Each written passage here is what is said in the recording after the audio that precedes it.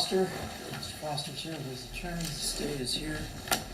I believe the state rested his case yesterday, is that correct? That is correct, Your Honor. All right. Mr. Short?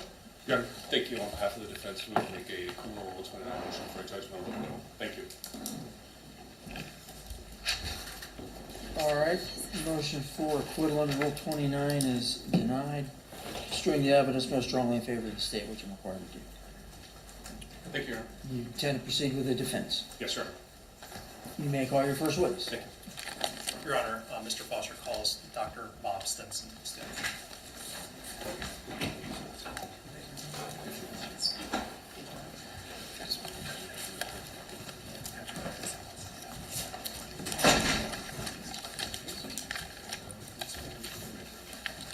Solemnly swear testimony that you're about to give in this case now being heard is the truth, the whole truth, nothing but the truth, so help you God. I do. See, you state your full name and spell your last name, please, for the records. Sure. My name is Bob Stinson. Last name is Stinson. Thanks. You may go ahead. Your Honor, I'll just make a preliminary note for Dr. Stinson, but all expert witnesses will testify. Their qualifications have already been previously stipulated. That's in State's Exhibit 39. So the court is in possession of Dr. Stinson's CV, which is Exhibit 42A, and then his report, which is 42B. Thank you. So I will not go through with the process of qualifying him under Daubert and 702 unless the court would like me to do that. That's okay. Is this the stipulation the state agreed to? All right. Yes, sir. And Your You Honor, may proceed. my last question, may I please just provide the exhibits to Sure. for Dr. Stinson? Absolutely.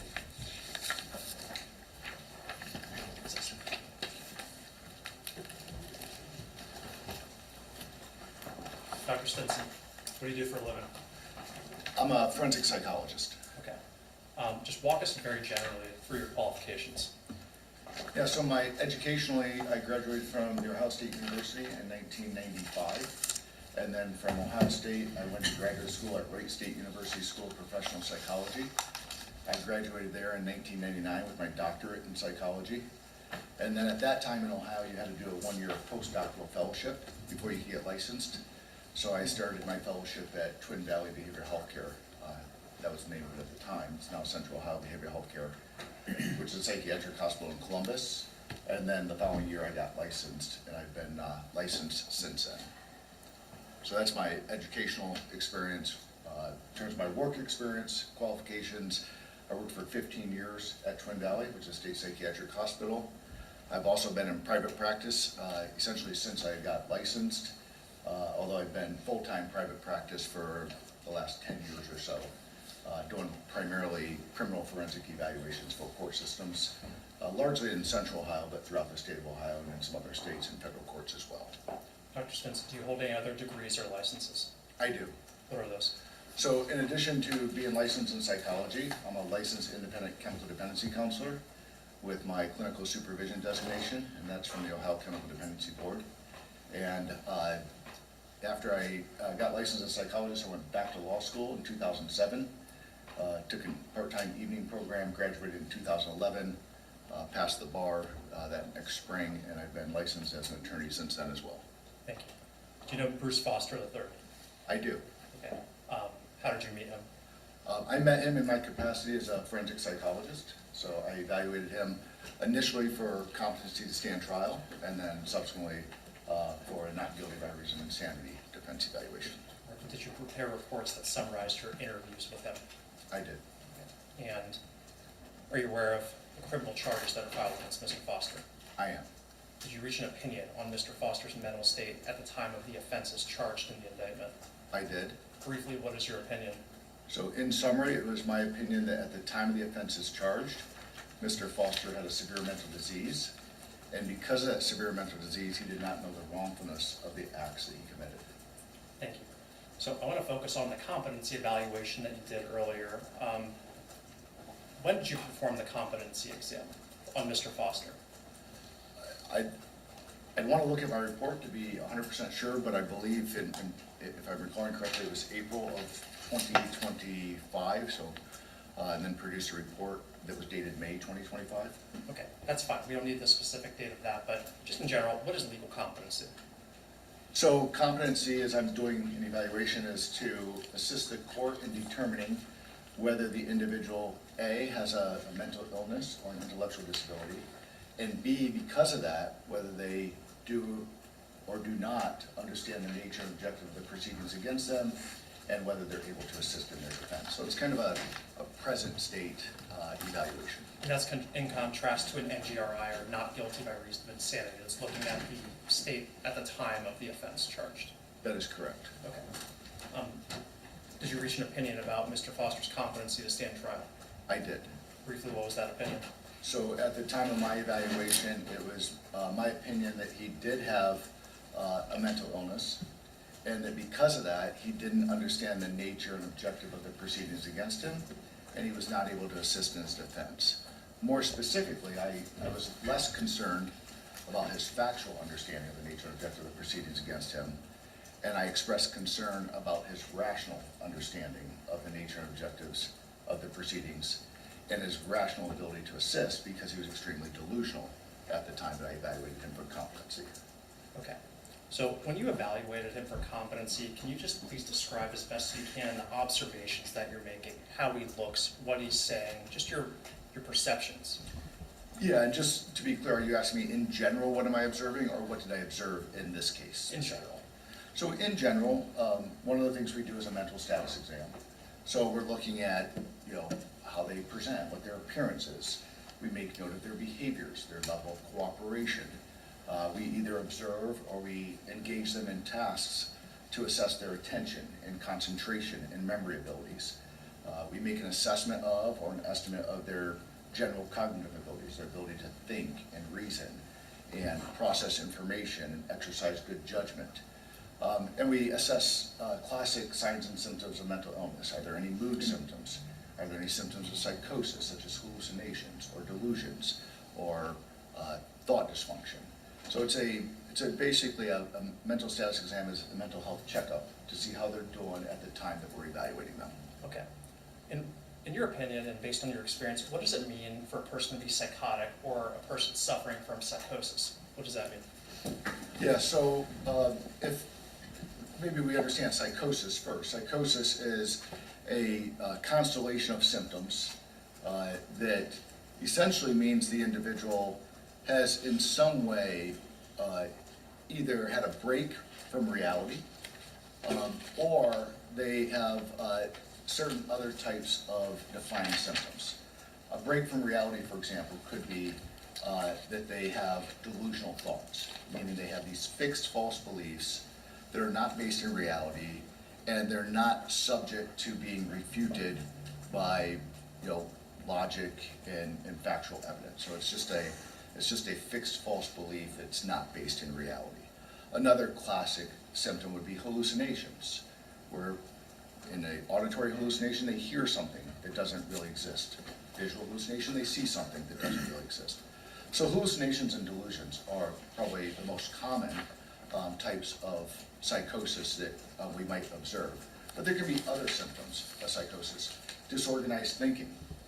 So maybe a person, they're saying a bunch of words, but when you connect them together, they just don't make sense.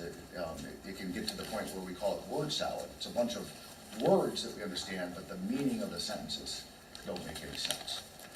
You could have disorganized behavior. Maybe you see somebody disrobing in public, or just fidgeting and acting strange and bizarre. It seems to carry no meaning. Those would all be symptoms of psychosis. If somebody's exhibiting those symptoms, then we refer to that individual as being psychotic. Okay. And have you had experience dealing or treating people or assessing people who are psychotic? I have. As I said, for 15 years I worked at Twin Valley Behavioral Health Care. So I worked on a unit with 5 days a week for 15 years with 26 patients, most of whom were psychotic and showing signs of psychosis. Outside of that, I've obviously had a private practice where I do a fair number of court-ordered evaluations, and so I see individuals in that capacity too who may be psychotic. Okay. And shifting away from the general and focusing more on Mr. Foster's competency, did you consider whether he had any prior diagnoses for mental health disorders during your competency exam? I did. Okay. And based on your competency evaluation, what were his prior diagnoses? So he had, in 2022, been taken by the police to net care for a pre-screening to see if he, in fact, needed to be psychiatrically hospitalized involuntarily. Doctor, let me stop you there. Is that what's commonly known as a pink slip? It is. Okay, please continue. Sure, so they took him to net care to be evaluated. Net care then pink slipped him, and he went to Riverside Methodist Hospital in Columbus. At Riverside, he was diagnosed with an undifferentiated schizophrenia or other psychotic spectrum disorder. Riverside decided that he needed longer-term hospitalization than their emergency room could provide, so they made arrangements to have him transferred to Sun Behavioral, which is another inpatient psychiatric hospital in Columbus. And when he got there, they too diagnosed him with a psychotic disorder. Importantly, I think, in a case like this, is their diagnosis specifically said it was a psychotic disorder not due to drugs or another physiological condition. And then over the course of that hospitalization, another provider there diagnosed him as possibly having bipolar disorder with acute psychosis. Okay, so was Mr. Foster then psychotic when you evaluated him for competency?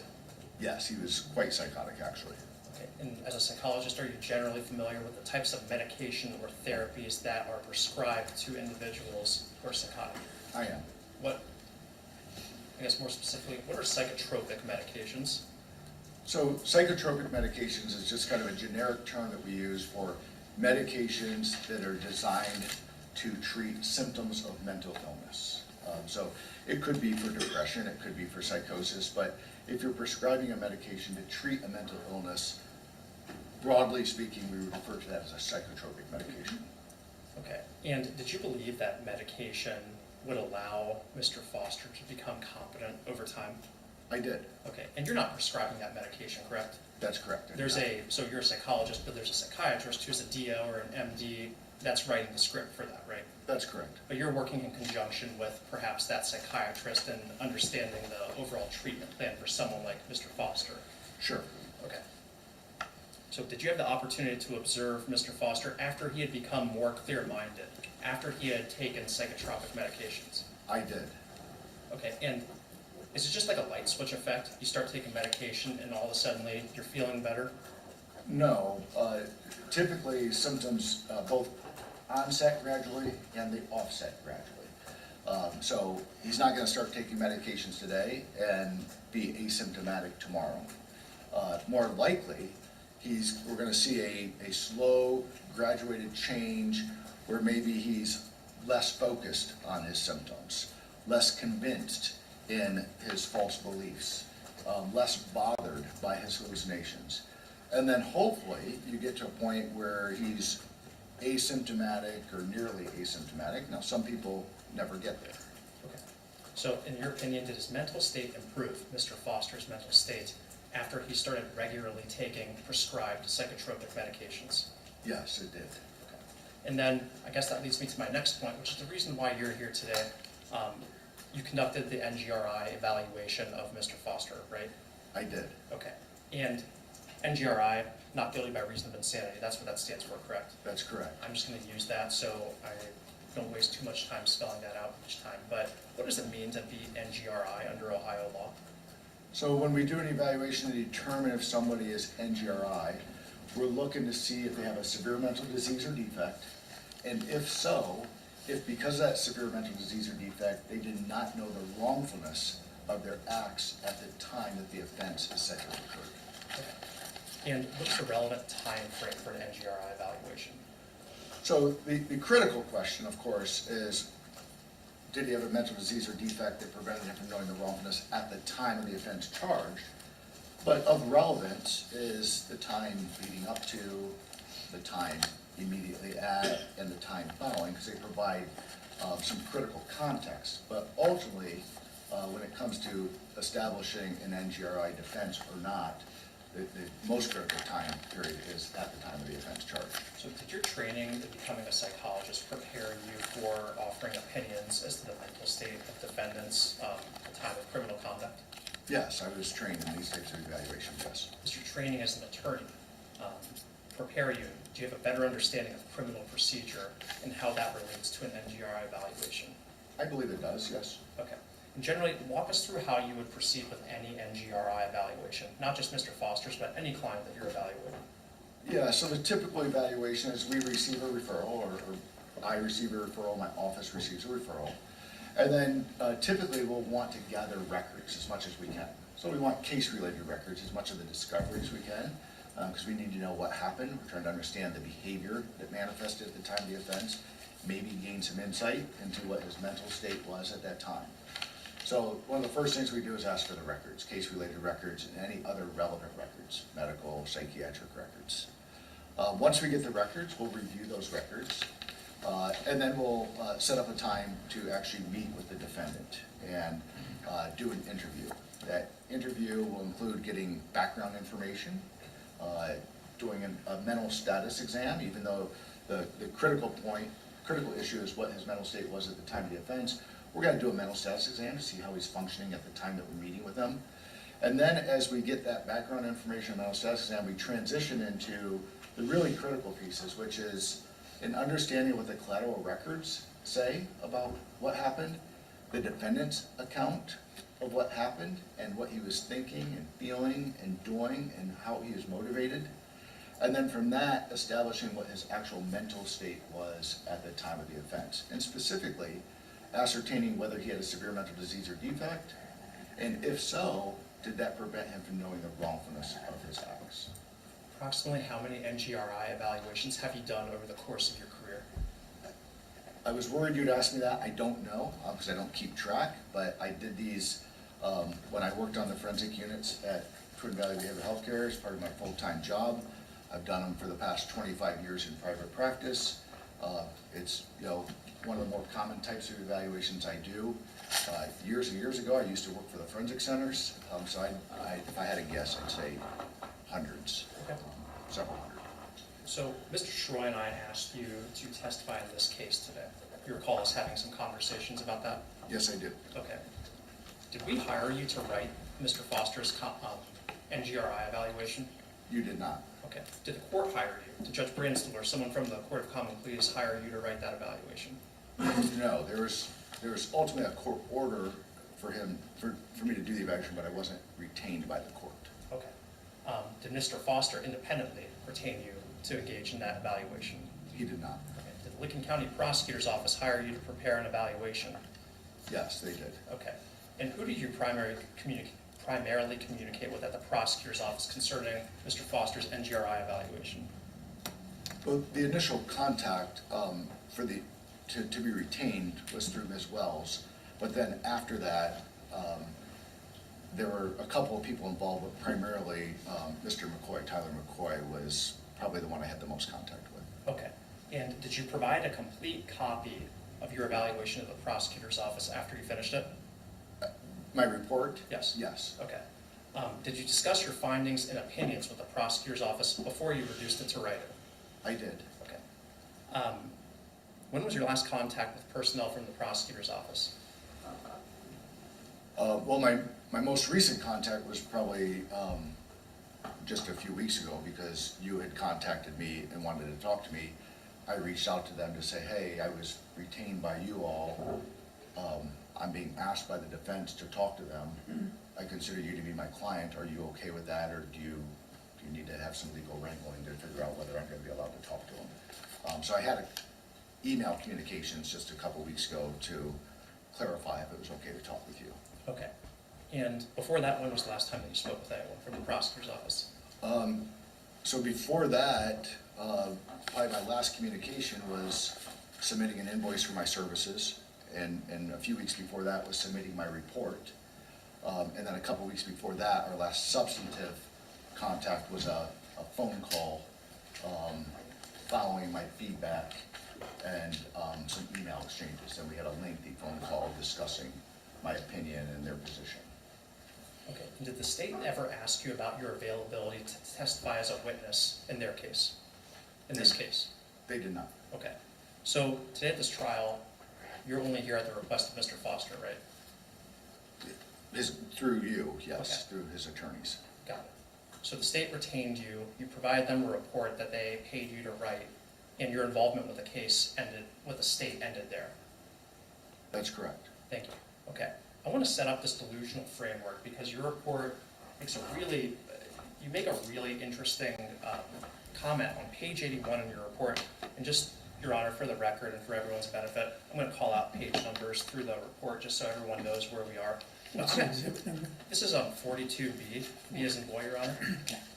Dr. Stinson, I'm at page 81 of your report. You can take some time to get there.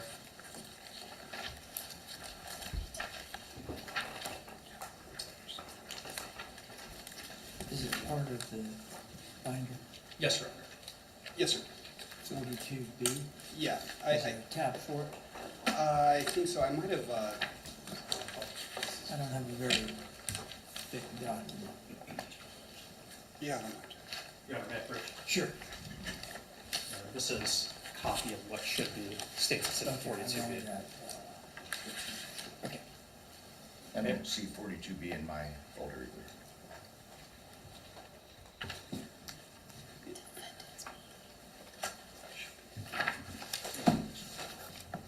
Your Honor, I just have one moment, please. You need a recess to? No, we're just going to get another copy. We can proceed in about 20 seconds. Okay, sure. Thank you. Can I do this? Yes.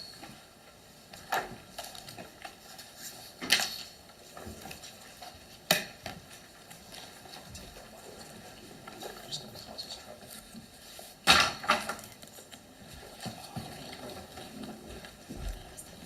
All right, Dr. Stinson, you have a copy of what was previously identified as State's Exhibit 42B. Is that your report? This is my report, You yes. recognize it? I do. Okay. I want to direct you to page 81 of your report.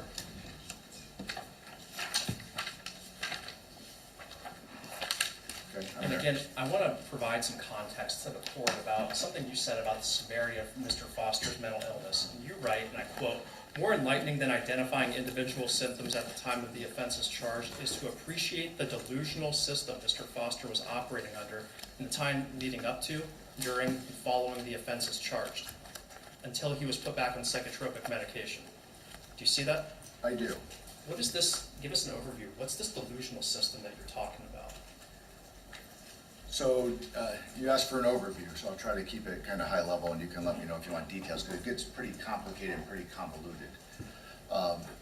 Essentially, when Mr. Foster became psychotic, and he became delusional, he had a fixed false belief about a number of things that had transpired over the course of his life. So although he doesn't become psychotic until he's in his 20s, once he does become psychotic, he has a delusional lens that he's looking through to recall his prior life experiences. And it's his belief that starting at maybe age 2, certainly by age 4, and revealed to him and apparent to him by age 7, that there was this grand conspiracy to kill him. Now, that doesn't mean that at age 7 he thought people were trying to kill him. What it means is that in his 20s, when he became psychotic, his recollection of his past is that others have been trying to kill him since he was 2 years old or 4 years old, and that he was onto them by the time he was 7 years old. So he believes at age 7, his parents had left the house. His sister, who was age 12 at the time, had returned apparently under the influence of drugs, and that he discovered that there were 2 men who had drugged her and sent her home so that they could then break into his house, rob the home, and kill him. This is his delusional belief system that's happening. He believes it's happening at age 7. He's got a fairly convoluted recollection of what happened, that he then saw these 2 men across the street. He got a gun from the neighbor at age 7, confronted these 2 men. They took off, which confirmed his belief that they were in fact the ones who had drugged his sister, were going to break into his house and kill him. He, on foot, took off after one of them, caught the man on his back patio, which was in the same apartment complex that Mr. Foster lived in at age 7, and killed that man. The second individual, hearing the gunshot, came and approached Mr. Foster with a gun, and he had to kill that guy too. Because in his delusional mindset at age 7, they had conspired to kill him. They were set to kill him. He said that he called the police on himself, and that's when he discovered that the police were part of the racket. They were part of this mafia group that was after him, that the police were dirty, and that in fact the Columbus Police Department was really kind of the operation for this mafia that had put hits out on him and now were coming to attack him. So, in his delusional mind, he believes that under the 18th Amendment to the Constitution and what he refers to as the Ku Klux Klan Act, he had a right to go in front of a judge, which he believes he did, and the judge exonerated him because he was defending himself from this plot to kill him, and furthermore gave him what he refers to as a pardon, which when he describes it is really permission to continue to defend himself if and only if he has to do it to defend his own life, as he did when he was 7 years old. So that's, his delusional belief starts there, that at age 2 or 4 people were doing things, and at age 7 he figured out what was really going on, and the courts got involved. He had to kill 2 people in self-defense, and he got this pardon. His delusional belief system then goes from there. In middle school, stuff's going on. In high school, stuff's going on. By the time he's 17, he believes that he's been shot twice. There's no physical evidence that he's been shot at all. But he believes in his delusional mind that he's been shot twice by these individuals. His delusional system starts to incorporate pretty much everybody else in his universe. He believes his mother is a part of the mafia. He believes his dad is friends with people in the mafia. And he believes law enforcement is the organization that's kind of housing this mafia group. And they continue to take steps to try to kill him. He believes that his mother has poisoned his drinks. His mother has put semen in his drinks in an effort to kill him. His mother killed his cousin and has attempted to take his life. He believes that a lady named Jackie, who's a part of the Columbus Police Department, has put a hit out on him and has tried to kill him. He believes that individuals that then become victims in this case actually threatened him or shot at him while he was in high school. Doctor, let me stop you there. Victims that are identified in the indictment, correct? That's correct. Okay, please go on. So for example, and again, it gets very complicated, but he believes Kyle, one of the victims in this case, one of the decedents, showed up at, let me back up. He says that he held this sports program at the YMCA that was designed to bring people in from all over the country. And the purpose of this program that he set up was to identify who all were members of the mafia and then establish why they wanted to kill him. And he believes that while he was running that program, Kyle showed up and threatened him. He also talks about a high school party he was at that turns out it was at a member of the mafia. It was at their home, and there were a bunch of mafia members there, and then a brawl broke out at the end of the night, and one of the other victims in this case shot at him, and actually not just shot at him, but shot him. So this delusional system he has that started at age 7 develops, and he starts to incorporate everybody in his universe, whether it's his employers, his co-workers, his family, that they are a part of this process to kill him. Those were his paranoid delusions in a nutshell. He simultaneously had grandiose delusions. He believed, for example, that this sports program that he set up at the Y is responsible for certain NBA players being the stars they are today. He believes that he went on to the University of Akron and developed a cure for cancer, for chlamydia, for gonorrhea, for AIDS and HIV, for COVID. He believes that he had a serotonin project that he was a part of. He believes he developed a process by which families could have twins if they wanted to. He's got a whole bunch of grandiose delusions, and the way delusions and delusional systems work is they start to get all interconnected. So what he believed is he was doing all these grand things in an effort to help members of this mafia family cure their illnesses, give them stock advice so they can be rich, give them advice on other investment strategies so they could be rich. And his goal was that they could somehow see that he was an important person and then abandon their efforts to kill him. But that never came to fruition. Instead, they kept upping the ante, trying to kill him, sending hits out on him, until ultimately, at the time of the offenses, he believed Kyle and a couple other people who worked at his place of employment had infiltrated his work and had developed a plan to hang him that evening, and his death was imminent before he decided to shoot and kill 2 of them and injure 4 others. Okay, thank you for that, Doctor. Is that what you would call a systematized delusion? It's a very systematized delusion. And is the contrast to that a single episode of delusional thinking? That's correct. So someone could have just a single delusion. They're just wrong about, they believe they cured an illness, and they didn't. His is systematized because, frankly, my summary is, half of it. Maybe not even half of it. It's complicated. But it's systematized because all of his beliefs, all these false delusional beliefs, get interconnected. And they incorporate people in every component of his life. The neighbors, the family, the coworkers, the employer, everybody becomes a part of it. And it grows because he starts to observe things. If it's not consistent with his delusional beliefs, he won't process it. If it is, then he'll latch onto that and say that's evidence of what's going on. For example, on the night of the shootings at his place of employment, he sees Kyle and one of the other shooting victims talking. That to him was evidence that in fact this plan was in place. They were going to hang him. They were conspiring. That's why they were talking about it.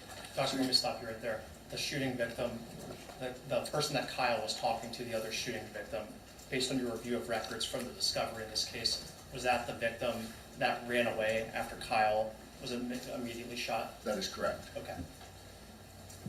And so he sees that talking, and that's further evidence that this plan is in place. Moreover, he experiences auditory hallucinations that are consistent with these fixed false beliefs he has. So he's hearing, he's now carrying a weapon for several months because he feels like he needs it for self-protection because of all these delusional beliefs he has. Now he's hearing voices, you have no other choice, which in his mind means, okay, it's imminent, they're going to kill me. I have no other choice. I've got to take their life before they take my life. And in fact, in the medical records, he goes to Twin Valley for competency restoration. Before he gets on medications, he's telling his treatment providers, I don't belong here. I don't belong in jail. It was self-defense. They were going to hang me that night. I had no choice but to do this, which is consistent with what he told me as well. Okay. And to your knowledge, based on reviewing the records in this case, I know you hadn't ever met Mr. Foster before February 4th, 2025, but was he taking any medications on February 4th, 2025? He was not. What about immediately after? No. He didn't take medications until several months after when he got to Twin Valley for competency restoration. We're going to chronologically walk through your report. I'm not going to have you verbatim read every single page, but I want to have an overview of the major sections here Sure. and get through this. So when did you complete your NGRI interview of Mr. Foster? Well, I had previously done a competency evaluation, which I testified to earlier, and that was incorporated into my NGRI report and evaluation. But I went back specifically on December 31st, 2025, and spent about 6 more hours with him, specifically ascertaining what his mental state was at the time of the offense. And was the way that you structured your report the same way that you structured other NGRI reports for other clients? Yeah, if it's not exactly the same, it's generally the same format. Okay, we're going to dig into it. Page 3, there's a heading called Sources of Information and Methods of Evaluation. Do you see that? I do. Okay, what records did you use to formulate your opinion? So in this case, there were voluminous records. And let me just stop you there. I don't need you to recite every single record, but you can just provide a summary of the types of records that you reviewed. Yeah, essentially the prosecutor's office shared electronically with me the discovery in this case. So I had police reports, I had body-worn camera footage from his arrest, I had detectives interview shortly after his arrest. And then there were also medical records and psychiatric records that I had access to, both before the offense and then after. Okay. So, and where did you observe Mr. Foster for his NGRI interview? Both times I met with him at the Licking County Jail. Okay. And approximately how long did you spend interviewing him for the sanity evaluation? So on December 31st, I spent just a couple minutes shy of 6 hours with him. Okay. And what about for the competency interview? So for the competency interview earlier in the year, I spent almost 4.5 hours with him, Okay, so you have like roughly 10 hours of time with Mr. Foster. a little over 10. Okay. I'm going to draw your attention to page 17, explaining there's a heading called Relevant History, Background Information. Before we get there, I note in your report that you kind of have this key of using all capitalization font to recall certain things and then regular case fonts. Can you just explain what that means? Yeah, so what I did here is, when I originally saw him for his competency evaluation, I got background information from him, I got his history. It turns out he was untreated and very psychotic at that time. So much of it, Competency, at the time of the competency evaluation. when you're meeting with, Yes. Okay. So I meet with him in April of 2025 for the competency evaluation, and I get a detailed history on him. But he's untreated and he's psychotic, and so it turns out a lot of the background information he provided was inaccurate, it was delusional. When I see him in December of 2025 for the sanity evaluation, he had already been to Twin Valley for competency restoration, he had been put on medications, and he was much more clear, much less symptomatic. So when I followed up with him in December, I said, let me go over this history that you told me back in April and see if we agree that it's still accurate. And he corrected a lot of things. You know, some things he'd say, no, I was confused about that. I was hallucinating, or I was not on my medications, and I wasn't thinking clearly. There are some things that he continued to believe that, in fact, are probably delusional.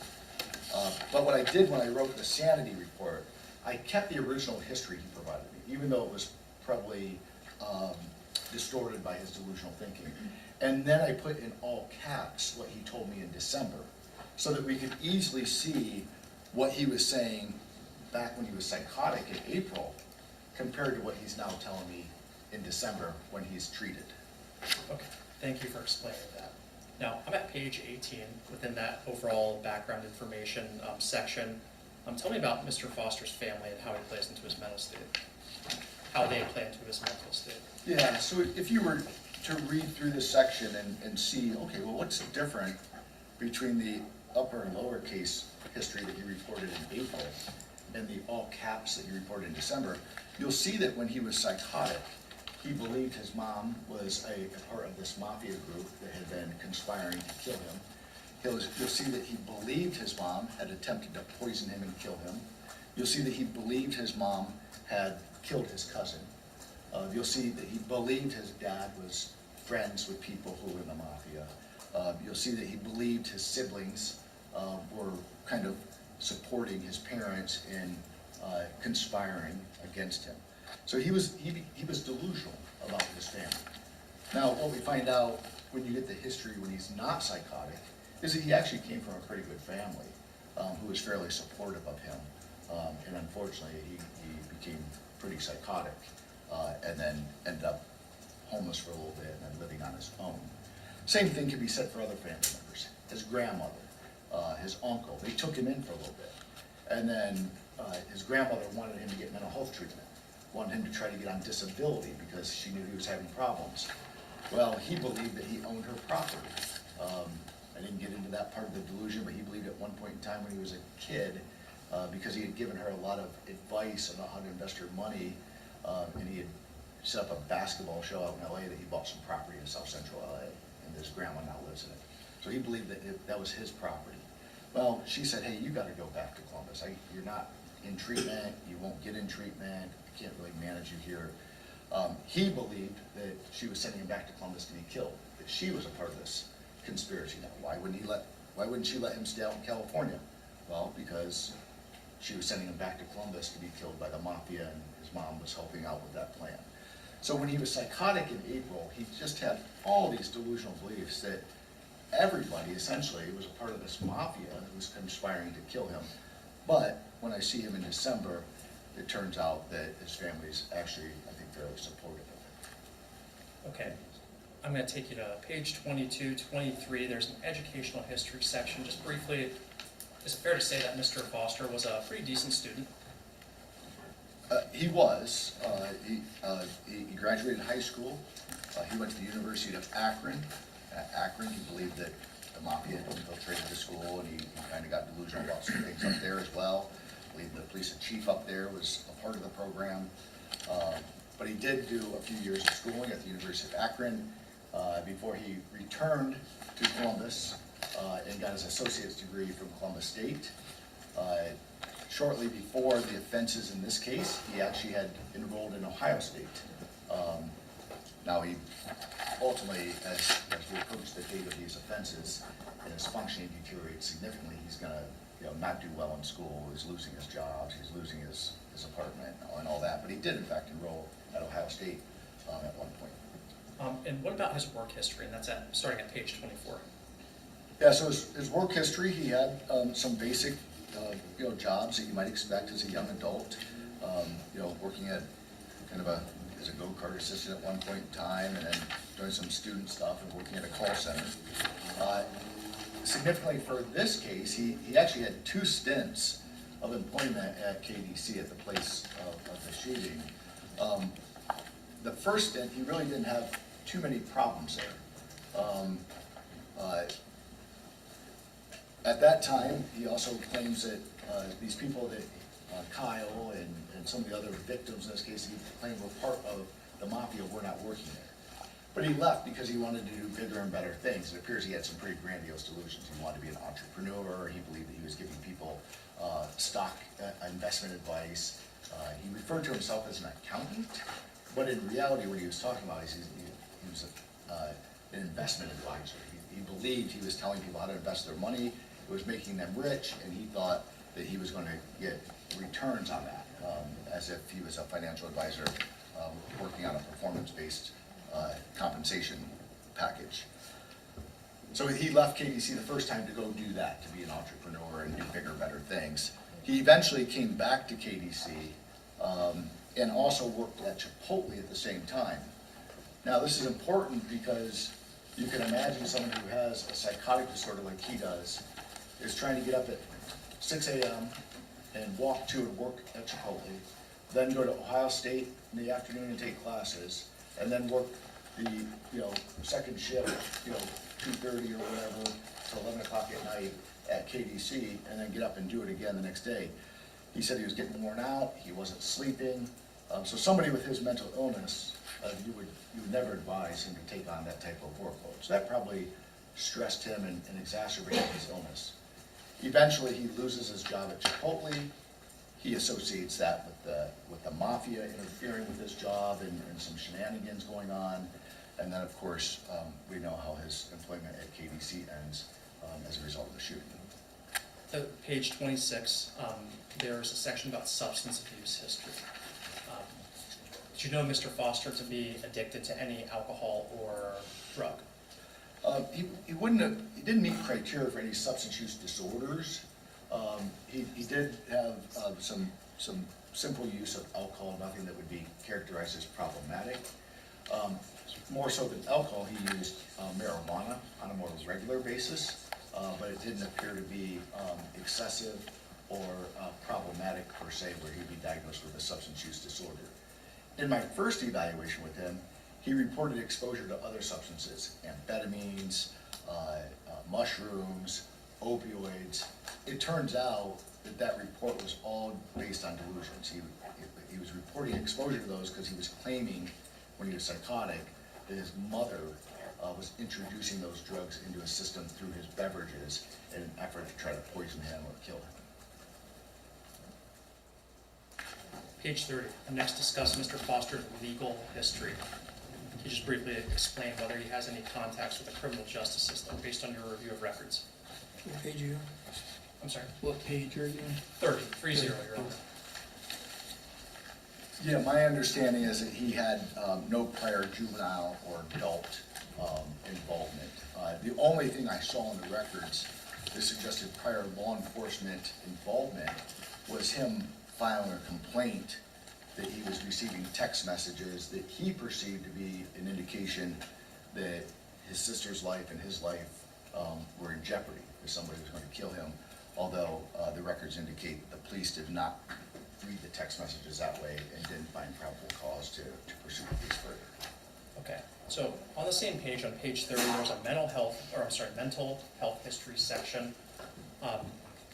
And it references the term pink slip, which I know you already defined, but can you explain when Mr. Foster was involuntarily hospitalized or pink slipped? Yeah, so in 2022, he was involuntarily hospitalized. That's when he initially went to net care because he had become assaultive at home, believed that his mom was attempting to kill him, and that he was, and that a cousin had come over to intimidate him. So he goes to net care, and then also in 2022, and I think a month or so later, his mom again calls the police and is in fear of her safety because he's claiming that she's trying to kill him and he needs to take defensive action, and that's when he gets pink slip. That's when he gets sent to the hospital and stays there for about a week. Okay. I want to draw your attention a couple pages up on page 33, collateral records.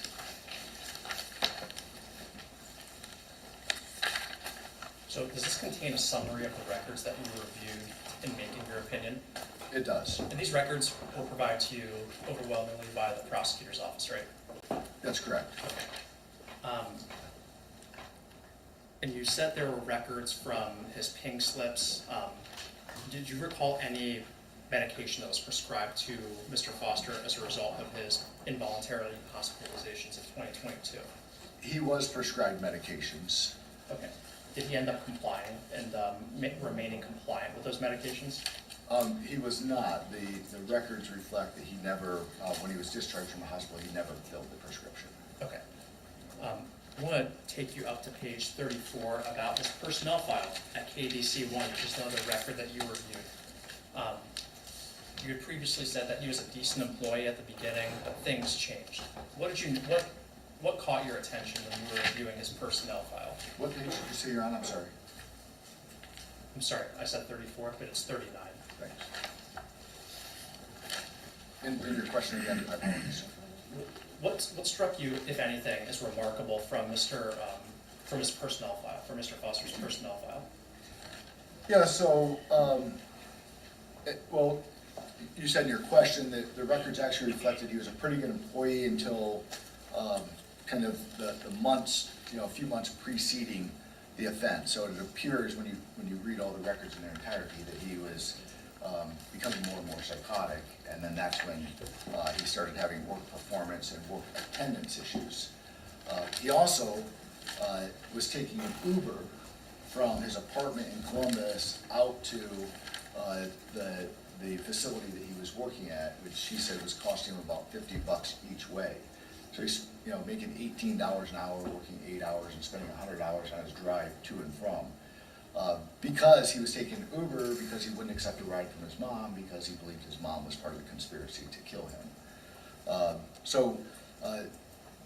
I also noticed in the records that his co-workers said things like he didn't really have a disagreement or a problem with any one particular person or anything like that, but they noticed some things that would be suggestive of him having a mental illness and not doing well mentally. Like what?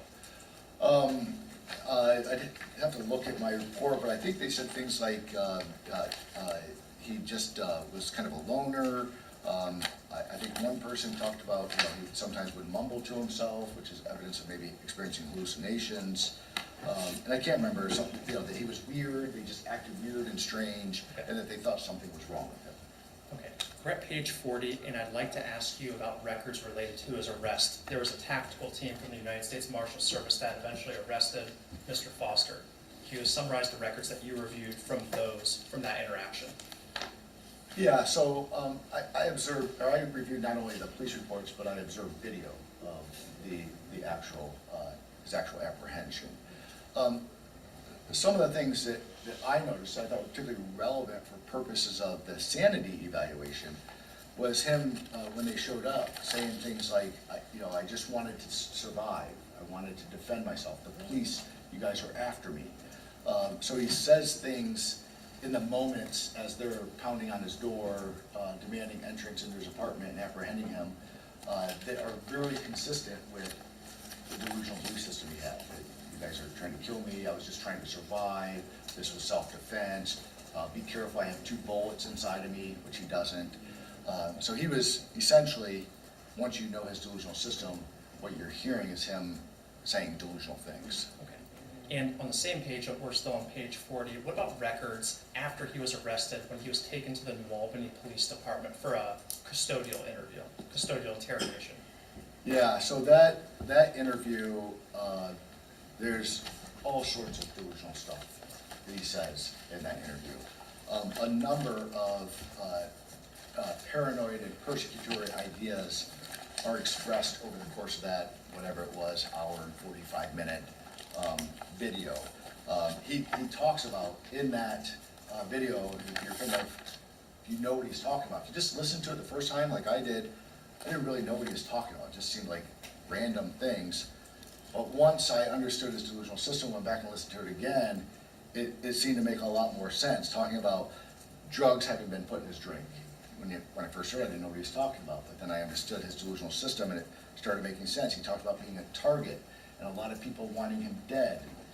He talked about people doing sneaky stuff, people being against him. No one in the world was on his side. He talked about people being sneaky and setting him up. He talked about people messing with him. He said he had been attacked by the mafia. So these are things he's saying to the law enforcement individuals. Near the end, he says, look, the others wanted him, and I quoted this, depleted, tarnished, and destroyed. And the mafia just wouldn't leave him alone. And he ultimately said he had no choice but to carry a gun for his own protection because of all the stuff that was going on. Okay. Going up to page 42, you reviewed records from his competency restoration report, and there was a colleague of yours named Dr. Smith from Central Ohio Behavioral Health. He provided a report, and you summarized some of those findings. Was there anything remarkable that you found in Dr. Smith's report? I think what's most remarkable about her report is it shows, when she kind of summarizes his course of hospitalization at Twin Valley, now Central Ohio Behavioral Health Care, that he was extremely psychotic when he came in. He was extremely delusional. In fact, he said to his treatment providers, he doesn't belong in jail. He acted in self-defense. There was a plan for him to be hung at work that night, and he had no choice but to kill or be killed. So that gets kind of documented in the medical records. And then she shows that after he starts the psychotropic medications and they titrate the dosage up, that he starts to relinquish some of these delusional beliefs and ultimately gets restored to competency, bringing us here today. Okay. The next page, also records from the competency evaluation. There was a note from one of the therapists at Twin Valley, page 46, from a Brandon Mace. Could you summarize that content for us? I'm sorry, where are you at on page 40? You said 46? I'm at page 46 at the heading Relevant Notes from the Medical Record. Gotcha. And I'm asking you about any records, any perceptions that you received after reading notes from Mr. Brandon Mace. Yeah, so he was telling treatment providers, as I said, that the police were trying to kill him. And whatever friends he had that were kind of scattered out because they couldn't all be together because of this conspiracy for the police to kill him. So he's telling, this is an adjunctive therapist at the hospital who's just inquiring about his kind of social supports. And Dr. Smith, let me stop you. I'm sorry, Dr. Stinson, let me stop you there. there's a block quotation at the end of page 46, and I'll read, Mr. Foster believes he is innocent of the crimes he was charged with as he acted in self-defense. He believes that there was a conspiracy to hang him at work on death the day of the alleged crime. Do you see that? I do. Okay, was that part of the medical record that was maintained at Twin Valley, or I'm sorry, COBH? Yes, that's his psychiatrist who's treating him as part of the competency restoration program. And so before he becomes stabilized on medications, Mr. Foster's telling his psychiatrist, you know, exactly what this quote says. I acted in self-defense. There was a conspiracy to hang me to death at work on that day. And so he's much like he did when I saw him for competency in April, and he was still very psychotic. He's, you know, upset that hasn't been released. He doesn't belong here. That he was acting in self-defense. In fact, a court told him at age 7 that if they ever got to the point where they were about to kill you, he could kill just like he did when he was 7 years old. And so he's protesting that he's at the hospital, that he's still in jail because he did nothing wrong. Okay, so I want to take you to page 55 of the NGRI evaluation. You did a good job noting how you had the opportunity to see Mr. Foster in his psychotic state and also in his clear-minded, medicated state. My question to you is, did he say anything during his NGRI evaluation with you on December 31st, 2025 that better informed your opinion on his state of mind at the time of the offense? Well, yeah, he was on December 31st because he had been now treated. He had gone to Twin Valley, he was treated, he was more stable. Now I didn't just have a bunch of random delusional comments. Now I was able to have a conversation with him and say, help me understand, like, what does this have to do with this? What did that have to do with that? Why did you make this comment to these officers? Why did you make this comment when you know, the marshal's office was outside your apartment door? And I was able to get a better understanding of the interrelatedness of all these delusions, the system that he was operating on it, rather than having just these kind of random delusions that said, okay, he's not competent because he's got these crazy beliefs about his case and about why he should or shouldn't be in jail. But now I was able to kind of understand how it all fit together. Okay. I want to go back to just, you mentioned a somatic delusion, or this delusion that he had some sort of foreign object in his body. Do you recall that testimony? I do. And do you recall those records that you reviewed with Mr. Foster? I do. Okay. And if I understand your testimony, Mr. Foster believed that he, in his delusional mind, was shot and that he had bullet fragments still in his body, correct? That's correct. And is it true that he actually went to a hospital and asked for a medical provider to assist him in confirming whether there were fragments in his body? He did. He insisted that he had bullets in his body. He showed me during the evaluation, during the competency evaluation, what he claimed was the bullet still in his body. I made a note in my competency report that didn't appear to be any foreign objects under his skin, but in his mind, that he was pointing to something that he was claiming was a bullet. Looked like maybe a muscle to me. He also claimed that he had a scar from a time that he was shot. He further claimed that he couldn't eat because he had lead in his body from these bullets that were still lodged, and the lead would combine with certain foods and make him sick. In fact, he lost a significant amount of weight. He was down to 150 pounds when I saw him at the time of his competency evaluation, where he weighed closer to 180, 190 when I saw him later in December. So he was not only saying that he had bullets, he was showing people where he thought he had bullets. He was acting as if he had bullets and they were impacting on him. And as you just asked, he wanted X-ray verification of the bullets being there. The hospital would be I'm sorry to talk over you. The hospital would be a place where you go to confirm or get treatment for something like a gunshot, obviously, right? Sure. Okay. And the hospital cleared him and said, you don't have any of that inside you, right? That's correct. Okay. I want to take you to page 78. It's really why we're here today. There's a section called Defendant's Mental Condition at the time of the offense is charged. Let me know when you're there. Sure. Do you have an opinion about whether Mr. Foster had a severe mental disease on February 4th, 2025? I do have an opinion. Okay. And what were those mental diseases? So, yeah, my opinion is he had a severe mental disease. He clearly was psychotic. His symptoms included delusions of paranoia, delusions of persecution, delusions of grandeur, somatic delusions, auditory hallucinations. And then the records demonstrated that he had other symptoms beyond that at different points in time as well. Diagnostically, he'd best be characterized as someone who had either schizophrenia or schizoaffective disorder. He had a primary psychotic disorder. And in fact, he was previously diagnosed by mental health providers with schizophrenia and bipolar disorder, correct? That is correct. Okay. That's not something that you did for the first time. No, that's consistent with what previous evaluators said back in 2022, and it turns out it's consistent with what COPH diagnosed after you went there for competency restoration. Okay.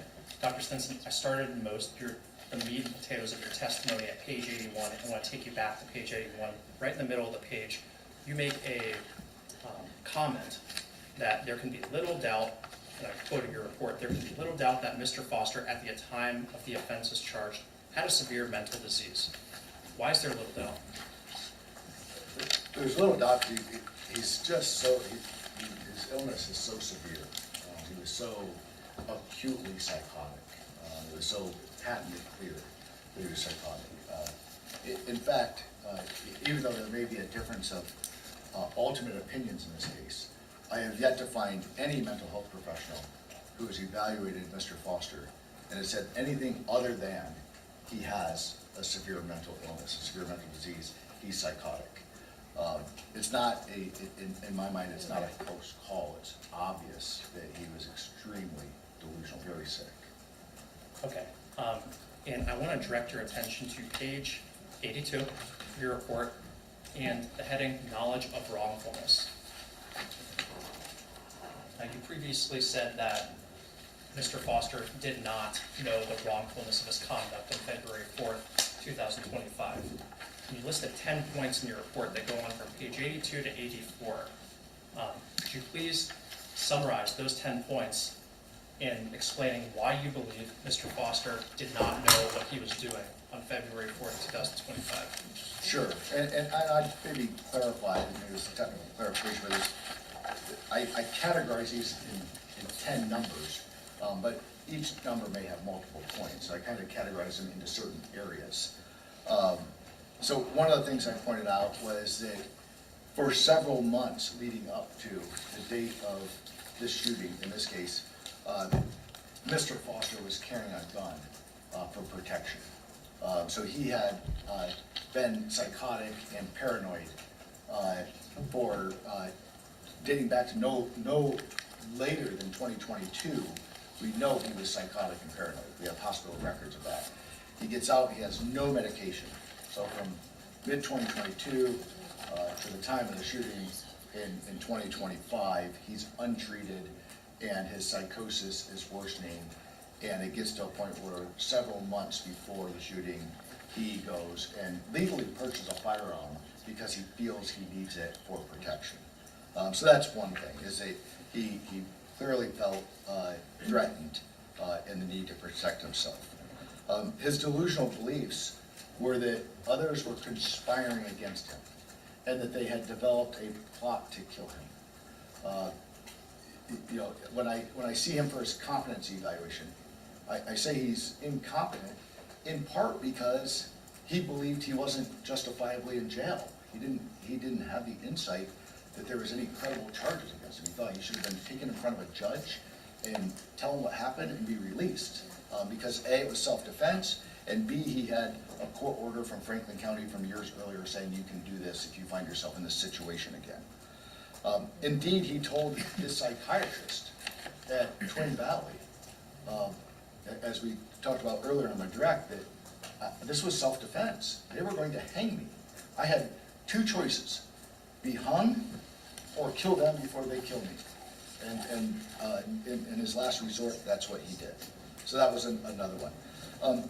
Importantly, I think, is that there's, in my reading of all the evidence, there's no indication at all that Mr. Foster took any steps to avoid being detected.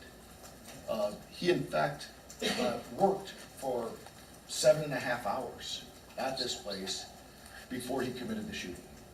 He does it in an open floor area where there's hundreds of employees, cameras, lights on. He usually works with a hairnet and a face mask. He removed those, so he's easily identifiable.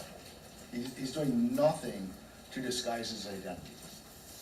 He does it in front of people who can quickly and easily recognize him. They in fact did. He doesn't do it under the cover of darkness. He doesn't do it in hiding. He's doing it out in the open. So he takes no steps really to avoid being detected. He leaves the scene, which makes me wonder, oh, was he trying to avoid detection? But in fact, he took an Uber, which was his usual mode of transportation, ordered under his account, and goes back to his apartment. So 300 some odd people potentially just witnessed what happened. He's on camera, and he uses his Uber account to drive from his place of work to his apartment and stays at his apartment. There's no evidence, no indication that he was trying to conceal evidence or disguise what happened. He's found at his apartment the next morning. There's the gun box that he had for the gun that he used. There's clothes that he had on with blood on them from the day before. So he's doing nothing to disguise his identity. He's doing nothing to get rid of evidence. Upon being arrested, one of the early things he said to the marshals that came to arrest him was that he was just trying to survive, and that he wanted to protect himself, and that the police want to hurt him. So that's what he's telling them. Once he goes for his in-custody interrogation, he talks about how his life was in danger. He didn't want to hurt anyone. He had taken other steps to try to avoid this, but nothing happens when he calls 911. He talked about how he tried to sue him before, and that didn't work. And it got to a point where he had no choice but to either be killed or take their life before they killed him. We talked some about already during my competency to stand trial evaluation. This was before he was medicated, so I get to see him when he's thinking very much like he was at the time the offenses occurred. And he talks again about why am I in jail? A, this was self-defense. And B, even if somebody wants to claim it wasn't, I already had a court tell me that if this happens, I can take their life. Remember his delusions when he was 7 years old. He believes he killed 2 people. He says he called the police, but the police were dirty. They were part of the mafia. So then he exercised his 18th Amendment right in the Ku Klux Klan provisions to go in front of a judge and be exonerated. That's exactly what he wanted here. He was telling me during the competency evaluation, I shouldn't be here. Get me before the judge so I can be clear of what they're accusing me of. He told the detectives that too when he was being interviewed by them. He was kind of coy with the detectives, but it makes sense. He thought the detectives were a part of the mafia, their law enforcement. But what he said is, I'll talk to my lawyer and take me in front of a judge. I'll talk to the judge. So he wasn't denying that he did it. He wanted to get in front of a judge, confess to it, and in his mind believed that would exonerate him because it was self-defense and he was legally entitled to take the actions he took. He ends up getting investigated for a misdemeanor assault while he's in jail. During that investigation... Let me stop you there. Mr. Foster was charged with a crime while he was detained on this case? I believe he was charged with an assault in the jail. He got in a scuffle with somebody or something. Tell us about that. Yeah, I don't know all the details about it, except that he said that he didn't belong in jail because he acted in self-defense, and so he was just waiting to be released. So all of this stuff, and then again, he goes to COBH and he tells those providers, hey, this was self-defense. What am I doing here? So all indications before he gets medicated, when he's in the same mental state he was at the time that the shooting occurred, was that he believed he was about to be killed, and he had 2 options: accept the hanging that was coming, or take their life first, and he believed it was a last resort, and therefore he was justified in doing that. In fact, the court had previously told him he could do it if it came to that. Thank you. So those were the bases, the general bases that you used to reach your opinion that Mr. Foster did not know, did not have understanding of the knowledge, the wrongfulness of his conduct. That's correct. And I think, maybe repeating myself, I think some of the most compelling is that he's saying, yeah, I did it, but why am I here in jail? This is not right. I should be out. Get me in front of a judge so I can get out of here. Okay. Now, at any time during your evaluation, did you consider whether there are competing theories, or do you have any working theories that might change your opinion? That is, that Mr. Foster did know that what he did on February 4th, 2025 was wrong. I did. I considered as many competing hypotheses as I could that would either counter my position or support a different position. Okay, and as a board-certified forensic psychologist, are there like any set of best practices that people in your profession follow to make well-informed and educated opinions about someone's sanity? There are. Okay, well, just generally, we don't need to go through the Sure. entirety, but what would you say some of those practices are? Well, as it relates to this idea of considering alternative competing hypotheses, it's pretty well established in our field and through research that evaluators can be very susceptible, even unbeknownst to them, to an allegiance bias. That is that you may look for confirmatory evidence that supports the position of the party that retained you. And so professionally, we try to guard against that. We don't want to be biased. We know that we're all human and we could be.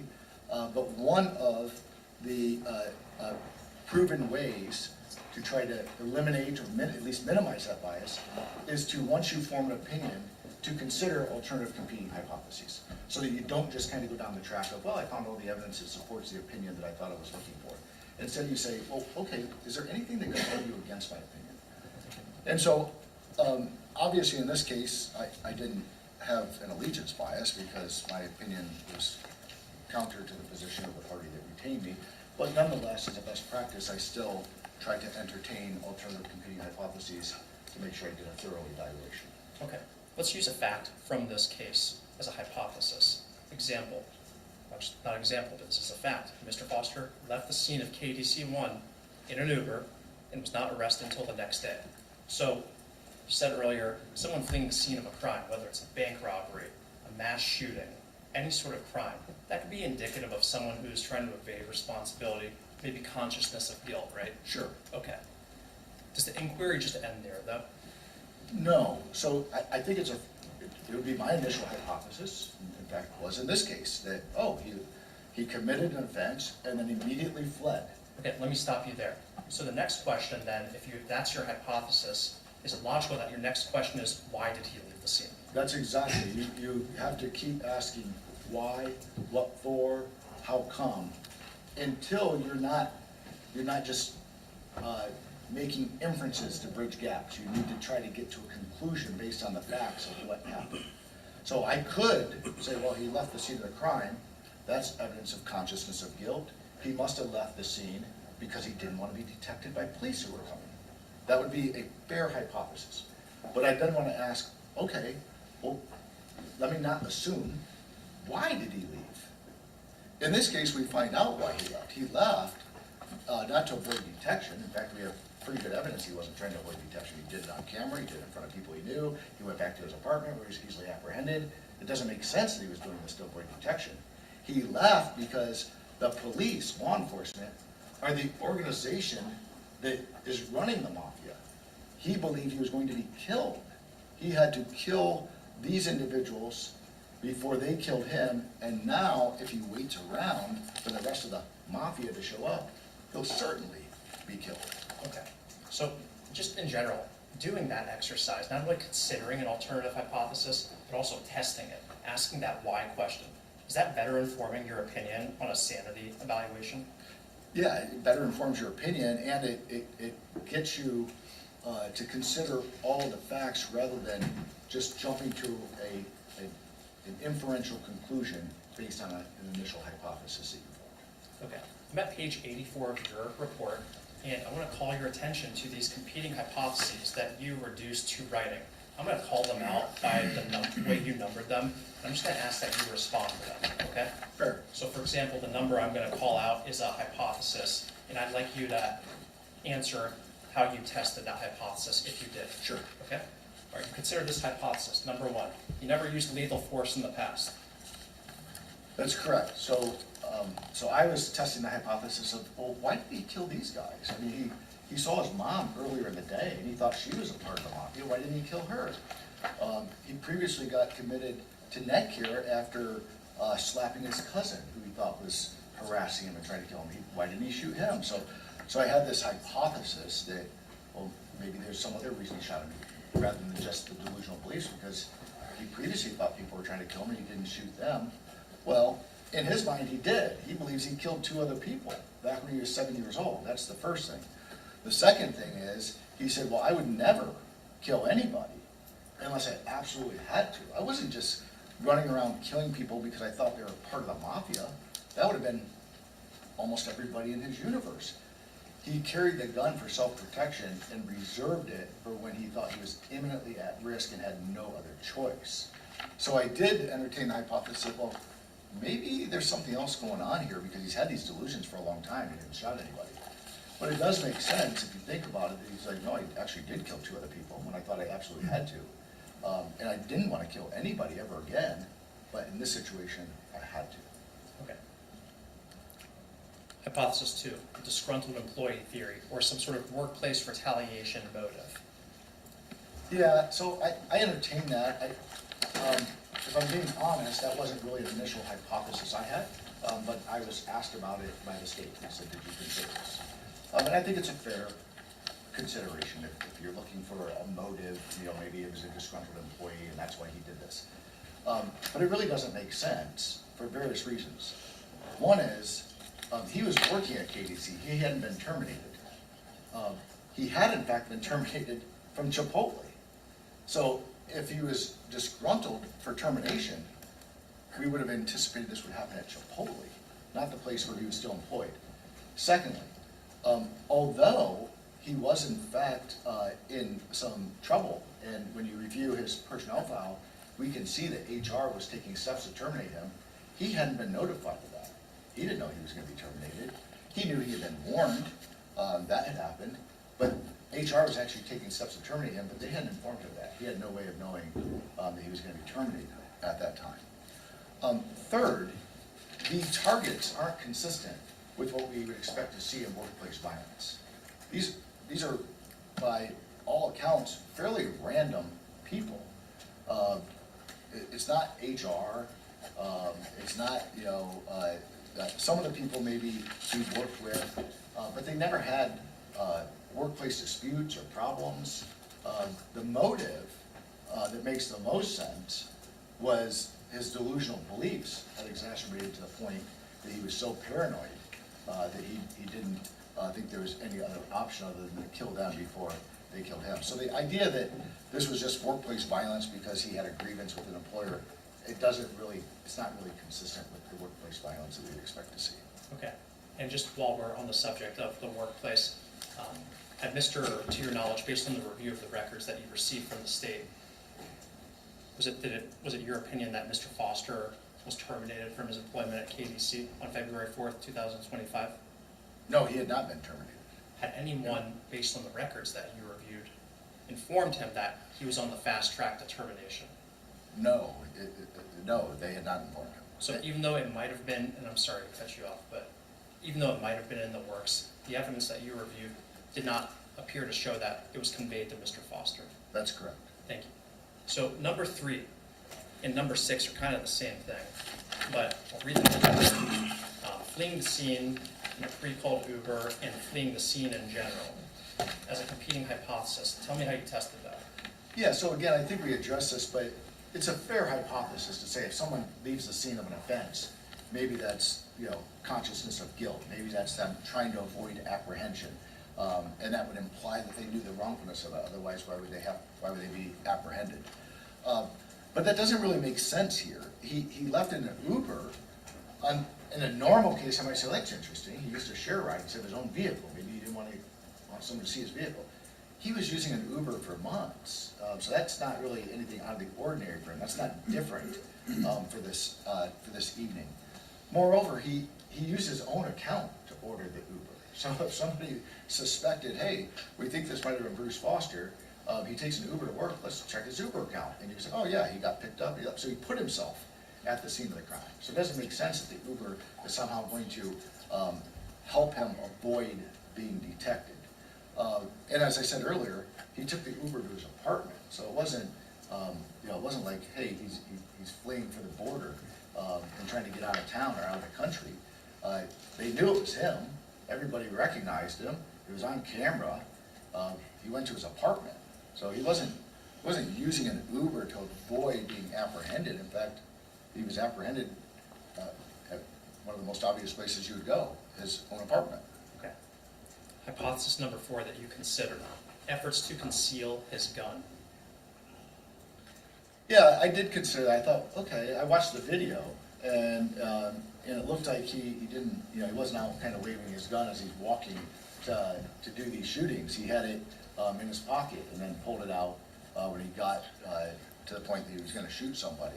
And so I wondered, is he concealing the gun because he knows it's wrong to kill, and that's what's going on?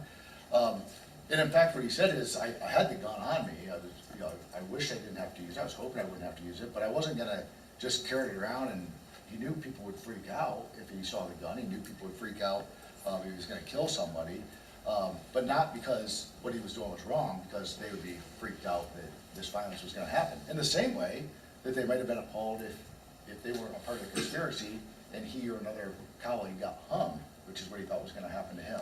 So he did say, in fact, that he concealed the gun, not to avoid being, not as evidence that he knew the wrongfulness, but as evidence that he thought somebody might intervene and stop him from taking the action he needed to take to protect his own life. Okay. Number 5, hypothesis that you considered, he didn't call the police or 911 to report the shooting. Yeah, I typically consider that hypothesis. If somebody's telling me in an NGR evaluation that, hey, I didn't think I did anything wrong, I'll typically ask them, well, you had, a seriously injured person or a dead person. Did you think about calling the authorities and saying, hey, I got rid of this bad guy, come get him? If you really thought that's what you were doing was right, why not call and report yourself? And again, it goes back to his delusional belief system that the police were one and the same with the mafia. So he's not going to call the police. In fact, remember at age 7, he believes he did call the police, and they were dirty, they were part of the mafia, they were stirring up more action to get him killed, so he had to go in front of a judge. So he's not going to call the police.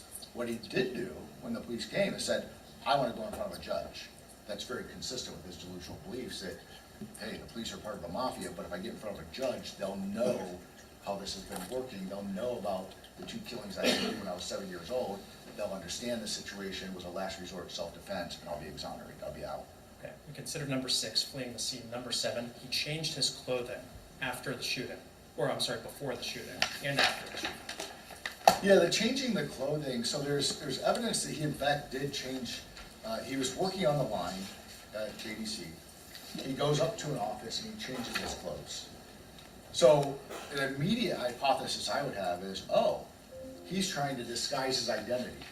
There's something going on here. Why is he changing his clothes right before he commits an offense? Well, in fact, when you look at the video, he made his identity more apparent. If you watch the video, when I watched the video, I then met with him one time. It was obvious to me, oh, that's him. So there was nothing about changing his clothes, although it's a fair hypothesis that would suggest he was trying to disguise himself. That doesn't pan out. He in fact is more recognizable after he changed his clothes right before the shooting. He also, had an explanation for why he changed his clothes after work. But for my purposes, what I'm really trying to figure out is, was there any effort to disguise his identity? Because if he's trying to disguise his identity, that might suggest he knew he was doing something wrong and he didn't want to be identified. But he, like I said, he did it under the bright lights of a factory floor in front of hundreds of people with cameras running, and he made himself more recognizable. He removed his hairnet and his mask. So it was clear who he was. So it's a fair hypothesis that he was changing his clothes to conceal his identity, but It just doesn't pan out, it doesn't make sense. Now, whether he changed his clothes in the Uber, I don't know if he did or not. He says, no, I changed my shoes. Apparently, the Uber driver thought he was back there changing his clothes. Again, I'm not sure that that gets us anywhere in terms of suggesting that that's an indication you do the wrongfulness, because in fact, he goes home to his own apartment where he's easily found, and the clothes, whatever, whether he changed out of them or not, were sitting in plain view when the marshal's office showed up the next day. So this idea that he changed his clothes is a little bit of a red herring, and that, ooh, it sounds like maybe he's trying to disguise his identity, but when you look at all the data together, there's no indication at all that he did anything incredible to change his identity. Okay. Number 8, your hypothesis that he would go to jail for murder. He thought he would go to jail for murder. I believe he told the police that, or someone that. Yes. Okay. So at some point in time after the offense happens, he does recognize that, remember the marshal's office shows up, 12 hours later, but less than 12 hours later, I think, at his front door. So he does recognize, hey, they're taking me in, and they're charging me with murder because I killed somebody. But that's not a recognition that what he did was wrong. It's a recognition of why he's been apprehended. I think of it like this. Somebody breaks into my home, I shoot and I kill them. I don't want to, but I thought it was a last resort, but I thought me or my family were at risk, and so I kill them. And then for some reason, the police are doing their investigation, they apprehend me, and I get charged. I can have a very good understanding that I'm charged with murder without thinking I did anything wrong. And I think that's exactly what we have in Mr. Foster's case, is he knows once the marshal office shows up, they take him in, they say he's gonna be charged, he knows that, okay, they're charging me with murder. In fact, he kind of, I think at some level in his delusional thinking, expected the police who were part of the mafia were going to kind of set him up that way, which is why he wanted to get in front of a judge to say, Judge, here they go again. Remember when I was 7 years old and I did this, and the other judge told me, if it happens, you can do it again. That's why he wanted to get in front of a judge. So it's not that by saying, I knew I was being charged with murder, that he's saying, I knew what I did was wrong. He's a college-educated adult. He knows if they apprehend him after this and they say he's being charged, he knows what he's being charged with. That, to me, did not show that he knew the wrongfulness of what he was doing. It only showed that he knew what he was being charged with.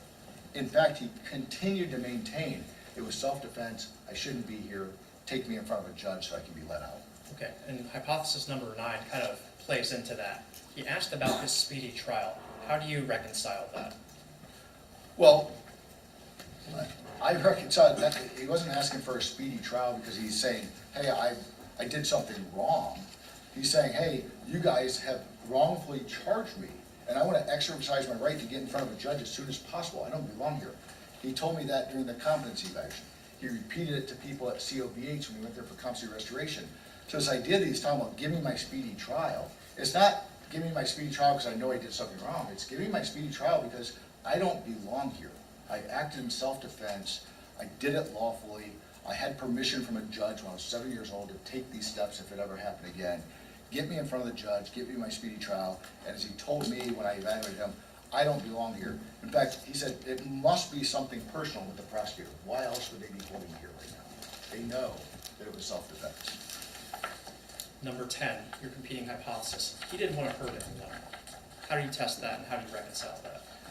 Yeah, I think this, I was questioning about this. If he says he doesn't want to hurt somebody, doesn't that mean he knows it's wrong to hurt someone? I go back to my home invasion self-defense.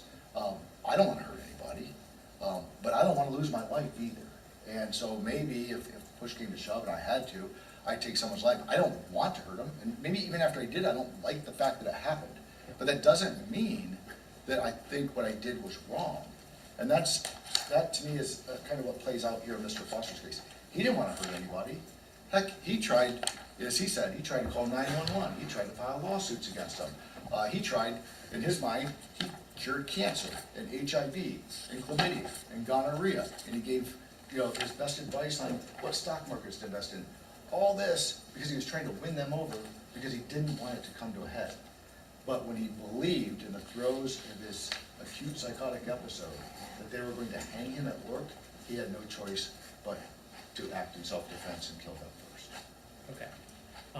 Number 11, he refused to talk to the police, or maybe denial of responsibility. Did you consider that as a hypothesis? I did. That's one that I look at in almost every case I do in a job. If the police come and the defendant doesn't just say, yeah, I did it, then what are they hiding? Maybe they think they did something wrong. Maybe they think they're gonna incriminate themselves by talking about it. So I was interested in his interactions with the police during the interrogation. Now, I'm mindful of the fact that when he was apprehended, he said, I had to protect myself. The police are gonna hurt me. So even before he got to the interrogation, he's talking about it being self-defense. When he gets with the detectives in his interrogation, he plays coy. He doesn't come right out and give them the whole story. Hey, this is what I did. But he also doesn't deny it. What he said is, get me a lawyer and in front of a judge, and I'll tell the truth about what happened. The detectives, the police, the mafia is run by the Columbus Police Department and federal agents in his mind. It makes perfect sense in his delusional mind that he's not gonna sit here and be, fully cooperative with them. He's just saying, get me in front of my judge, get me in front of my judge, I'll tell the truth, and this will all be done. Okay. And last, number 12, you considered malingering. Now, people in the court system who might know what malingering is, just explain what that is for someone who's not in the court system or in your line of work. Sure. So the textbook definition of malingering is the intentional production or gross exaggeration of physical or psychological symptoms for some external gain. That's the textbook definition. What that means is someone's faking, making things up or exaggerating because they're trying to get something. So let me stop you there. Someone might fake having a mental illness to maybe not be criminally responsible for some sort of crime. Sure. Okay. That would be the question in this case. Is he faking his illness or exaggerating his illness or faking what he believed so that he won't be held criminally responsible? That's the question. Is there a diagnostic used that people in your field use some sort of test to determine, from like a scale, like a number scale, about whether someone's malingering? There are a number of tests that can be used depending on what you think somebody is feigning. In this case, I know two of the evaluators use the MFAST, which is a screening tool designed to determine whether or not you should do a further investigation into whether the person is feigning. And based on your evaluation of Mr. Foster and considering all the records that you reviewed, do you believe Mr. Foster is malingering? No, in my opinion, he definitely was not malingering. Quite the opposite. He insisted he didn't have a mental illness. He didn't want to go to Twin Valley. He wouldn't take medication. So until he got treated and developed some insight, he wasn't advancing anything that had to do with mental health. He was in denial about it. He lacked insight, which is a part of the illness. Individuals who have schizophrenia, a part of the brain that is affected, precludes them from having full insight into the condition that they're experiencing. So there's not only was there really no indication that he was feigning, it was almost the opposite. He was trying to minimize and deny the symptoms. So you considered these 12 points, these 12 alternative hypotheses, right? I did. And you tested them. I did. And it's your opinion still that Mr. Foster did not appreciate and did not have knowledge of the wrongfulness of his conduct on February 4th? That's correct. Okay.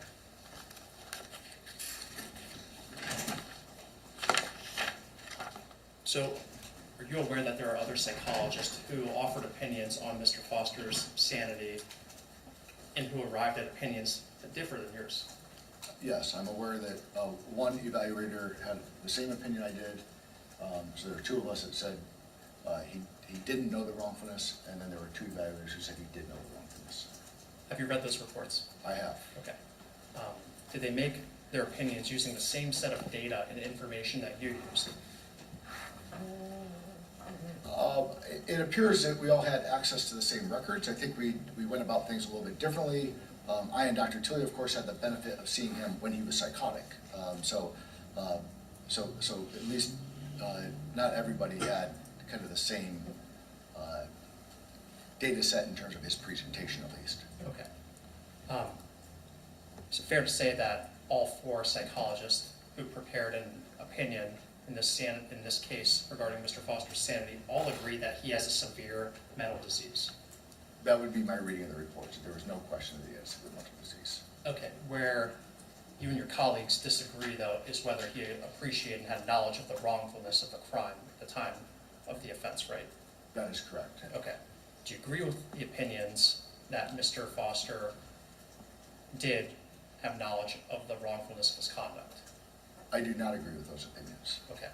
I want to go through Dr. Kara Marciani's report with you first, and we're going to I'll call out page numbers just for the record, but in Dr. Marciani's report, she's noting substance use disorder as a possible contributor here, and she says, and I quote, "His history of marijuana raises the possibility that any mood-related or psychotic symptoms he experienced were substance-induced rather than spontaneously or naturally occurring."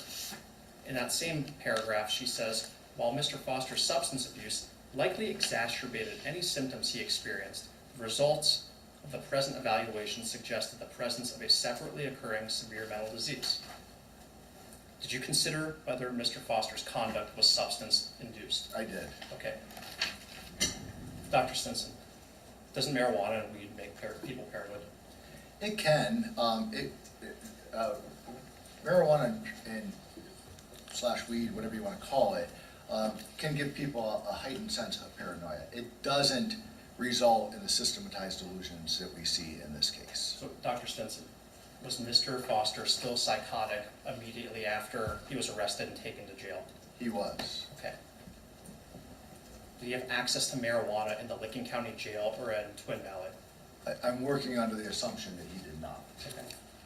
Anything is possible, as we say in our profession, but it's fair to say that very unlikely they had marijuana there, right? Extremely unlikely, and certainly not in the quantities that would expect to cause a psychotic episode. Dr. Stinson, did cutting Mr. Foster off from marijuana stop his psychosis? It did not, and that's one of the things we look at is the onset and offset of symptoms. He stopped using marijuana. We know this because he was incarcerated and hospitalized for a long period of time, and yet he remained psychotic until he got treated with psychotropic medications. Okay, so I want to go to the next point that Dr. Marciani referenced, and it was about malingering, like we had just talked about, one of your competing hypotheses. I'm at page 33 of her report, and I'm quoting her. "Mr. Foster was suggested of exaggerated or feigned symptoms such that he endorses very extreme or uncommon symptoms." She goes on to say that he had an eagerness to discuss his symptoms that was so atypical for individuals with a serious mental illness, and that Mr. Foster told her, "Hopefully I get the NGRI so I can go back to the hospital." Recall reading that? I do. What page Doc- are you on? I'm on page 33 of Dr. Marciani's report, Your Honor. Are these signs that someone's malingering? Well, I think it's fair if somebody was thrusting forward symptoms and told me that in fact they wanted to get to the hospital. I think it's fair to say, I might be suspicious of that. Could they be feigning? Are they motivated to present themselves differently than what is true so that they can, in service of getting to the hospital? I think it's a fair question. I don't think the data support that. As I said, he clearly was minimizing and denying symptoms. The fact that once he cleared and thought, oh, I'm not gonna go in front of a judge and be released because another judge said when I was 7 years old I could do what I do. Once he kind of cleared of that delusion, I think it's fair for him to say, my defense is an NGRI at this point in time. Indeed, I believe, based on, I've offered the opinion that he should be found in NGRI. So I don't think it's unrealistic for him, months after he cleared, he's now on his 4th NGRI evaluation for her, to say, look, I'm ready to talk about this. I hope I get my NGRI now because I realize I was delusional about just being set free by going in front of a judge. But Dr. Stinson, he's eager to talk about his symptoms. Doesn't that mean he's exaggerating or feigning his illness? It doesn't mean that. I could be suspicious of that. I've been suspicious of people who thrust forward or were too eager to talk about their symptoms. I wonder what, because the ordinary course of an illness is, especially when they're symptomatic, is they don't have insight. They don't talk about their symptoms. But you got to remember, when he's talking to Dr. Marciani, he's been treated, he's stabilized, he's not completely asymptomatic, but he's certainly reduced in his symptoms, and he has some insight into what's going on. She's the fourth, I think the fourth, maybe the third, but I think the fourth evaluator to see him. He's been through this 3 other times. So it doesn't surprise me that he would want to talk about his symptoms. Again, most importantly is he's the opposite of fainting. He didn't want to be labeled mental illness until he got treated and had insight. But when he committed this offense and when all this stuff was going on, he was initially being evaluated, and he went to Twin Valley, he denied that he needed help, that he had anything wrong. In fact, that was one of his grievances against the mafia, is they were doing things to make him look sick so that he wouldn't be believed. So to me, there's just no indication that he was fainting. And the fact that he's endorsing some rare symptoms, he's a very sick person. The vast majority of people in a psychiatric hospital don't have the systematized delusional beliefs as ingrained as his were. So he is a little bit of a rare patient. He's a very sick individual. You have a lot of experience working 15 years in Twin Valley, correct? I do. Okay. Dr. Stinson, he's asking to go back to the hospital. He's mentioning NGRI. Does that mean he wants a specific outcome and therefore maybe exaggerating the symptoms? Two things. He very well may want to go back to the hospital. I don't, in fact, doubt that. I suspect he's now came to the realization that it's either long-term hospitalization or long-term incarceration. I think he's came clear through treatment that his idea that he's just going to go in front of a judge and be set free is not going to come to fruition. He no longer holds that delusional belief. So I don't doubt that in a more stable mindset, he's like, whoa, some really bad things happen here, and I'm going somewhere. I hope it's the hospital. That doesn't bother me, and it doesn't surprise me. I would expect him to have that position. But again, when we're talking about the evidence that he didn't know the wrongfulness, most of that stuff, most of the strong evidence comes not when he's stabilized and potentially now motivated to be found on drag. Most of it comes from when he was psychotic and was denying that he had many illnesses. That's when he was saying things like, this was self-defense, I don't belong here, get me in front of a judge, prosecutor must be part of the mafia and have something personal against me. All that stuff that showed that he didn't know the wrongfulness, that was stuff that came out when he was psychotic. When he cleared, he was able to start connecting some dots on the delusional stuff, but that's not where he was sharing information that showed how he didn't know the wrongfulness of what he was doing. He shared that stuff when he was really sick. Thank you, Dr. Stinson. I want to get to the topic of motive. Dr. Marciani, and I'm at page 35 of her report, referenced that, quote, there was a rational motive for Mr. Foster's alleged offense-related behavior. So, Dr. Stinson, does the fact that he was, I'm at page 36 now, Mr. Foster was motivated at least in part by his dissatisfaction in his life circumstances, the real threat of his job termination, and his frustration to meet his financial needs, his basic financial needs. I think he's getting evicted. He can't pay his phone bill. He doesn't have a car. He's spending money on Uber all the time. Do all those things equate to a rational motive to you? I don't see anything about that that suggests a rational motive. I see that he was clearly deteriorating in his functioning. He had been evicted from his apartment, or had gotten an eviction notice. He had lost his job at Chipotle. He was going to lose his job at KDC. Again, he didn't know about that, but he was. He was on the outs with his family because he wouldn't talk to them, so he thought they were trying to kill him. So his functioning was clearly deteriorated, which is a strong indicator of how sick he was. But I don't see that provides a rational motive. I don't know what the rational motive would be just because he's deteriorating in his functioning because he's so sick. In fact, when you look at what the witnesses said, they're confused by this.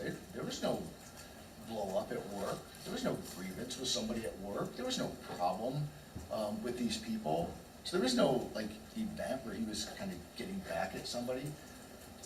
What we know is his get back was, well, Kyle came into the YMCA when I was 17 years old and was trying to figure out who was in the mafia, and he threatened me. And this other victim, or the other victim of this offense, showed up at this party and shot at me. And Kyle's the ringleader of this mafia, and he's got other people working for him, and these two are over here talking right before I'm about ready to be hung. So there was a motive, but it wasn't rational, it was based on his delusions. So, Dr. Stinson, if he's so psychotic, you have a very firm opinion that Mr. Foster is psychotic. If he's so psychotic, just tell us who aren't psychologists in the room, how on earth is he able to function as much as he did in society? He's going to work. He appears to be taking showers, keeping himself cleaned, eating, at least like caring for his basic functions. How do you reconcile that? Yeah, I'll say two things first. Let me be clear that he wasn't functioning real well. He had lost his job. He was going to lose his second job. He was failing out of school. He had been evicted from his apartment. His phone had been turned off because he couldn't pay the bills. His mom was checking on him and he wouldn't talk to her because he was delusional about what her motives were. So the fact is he wasn't functioning real well. Now, I think the crux of your question is, well, how could he do anything? I think there's a lot of misunderstandings that people, even very sick people, like Bruce Foster, that somehow they can't function at all. Again, I go back to my 15 years at a psychiatric hospital. There are people there that are extremely sick. They were there before I got there, patients I'm talking about. They were there before I got there, they were there when I left 15 years ago, and they're still there 10 years later. There's gonna be people that are that sick, that they're gonna be in the hospital for that long. But I could go in on any given day, work, and have a rational conversation with them and talk to them. It's not like they can't do anything. It's not like when the nurse's station calls out, hey, med pass time, they don't know what to do. Get up, they get in line, they take their medications. Somebody calls it snack time. Okay, you go to snack. They participate in group activities. They might even be part of the patient work program. So it's not that they can't do these things. That's kind of a myth about, people who don't work in psychiatric hospitals think, oh, this is one flew over the cuckoo's nest and nobody can do anything. They just sit there catatonic. The fact is they look, by and large, like normal people, and they can act like normal people, but they have very distorted thoughts or they're having perceptual disturbances. So that's the vast majority of psychotic people. Now, we might go downtown on any given day and see someone who's not treated engaging in very disorganized behavior, maybe disrobing in public, talking nonsensically. That can happen too, but that's not the majority of people who are delusional and have systematized delusions. They just have very faulty understandings of what's going on in the world, and they perceive things incorrectly. Thank you. The next thing Dr. Marciani considered is that he had a plan. He had a plan, and she opined that he engaged in behavior, Mr. Foster engaged in behavior designed to prevent others from thwarting his plan, which is a robust indicator of knowledge of wrongfulness. I'm at page 37, by the way. Does planning, quote-unquote planning, have anything to do with knowledge of wrongfulness? Yeah, I would argue planning has, in and of itself, has very little, if anything, to do with knowledge of wrongfulness. Now, if you detect in the planning that they were taking steps to avoid detection or apprehension, and you test that hypothesis and learn that what they were trying to do is avoid detection and apprehension because they thought they were going to be arrested for a wrongful act, that could be a robust indicator that somebody did wrongfulness. But that's not what we have here. The fact that somebody planned something, almost every NGRI acquittee planned what they did. It's not an impulsive act. We don't have an irresistible impulse standard in Ohio. If they were found NGRI in Ohio, it's because they didn't know the wrongfulness of it, but they probably had some level of planning.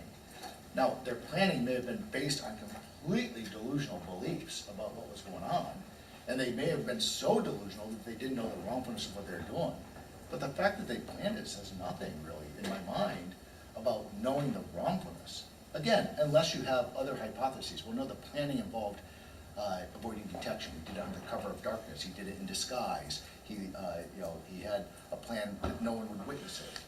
Then I would explore that hypothesis and say, why did you do it under the cover of darkness? Why didn't anyone to see? Why not? Well, because they would tell the police. Well, why would that matter? Well, because the police would arrest me. Well, why would they arrest you? Because I did something illegal. Well, what's illegal about it?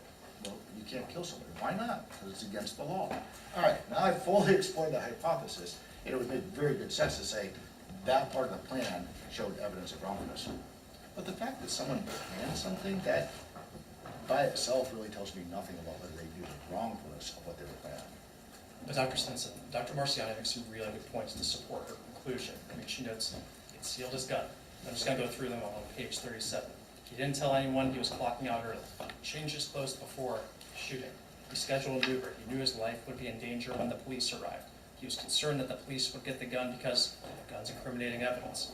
He attempted to avoid arrest. He failed to consider the consequences of own action, and he acted on impulse. And we talked a lot about hypotheses or working theories. I mean, are those valid things to consider? They're valid things to consider, Let me sure. stop you there. Okay, so they're valid things to consider, and I'm sorry to cut you off. No problem. Try to minimize that, but did you consider those? I did. Okay, and just explain to us how you and Dr. Marciani arrived at such dramatically different results, considering the same data in the same human being.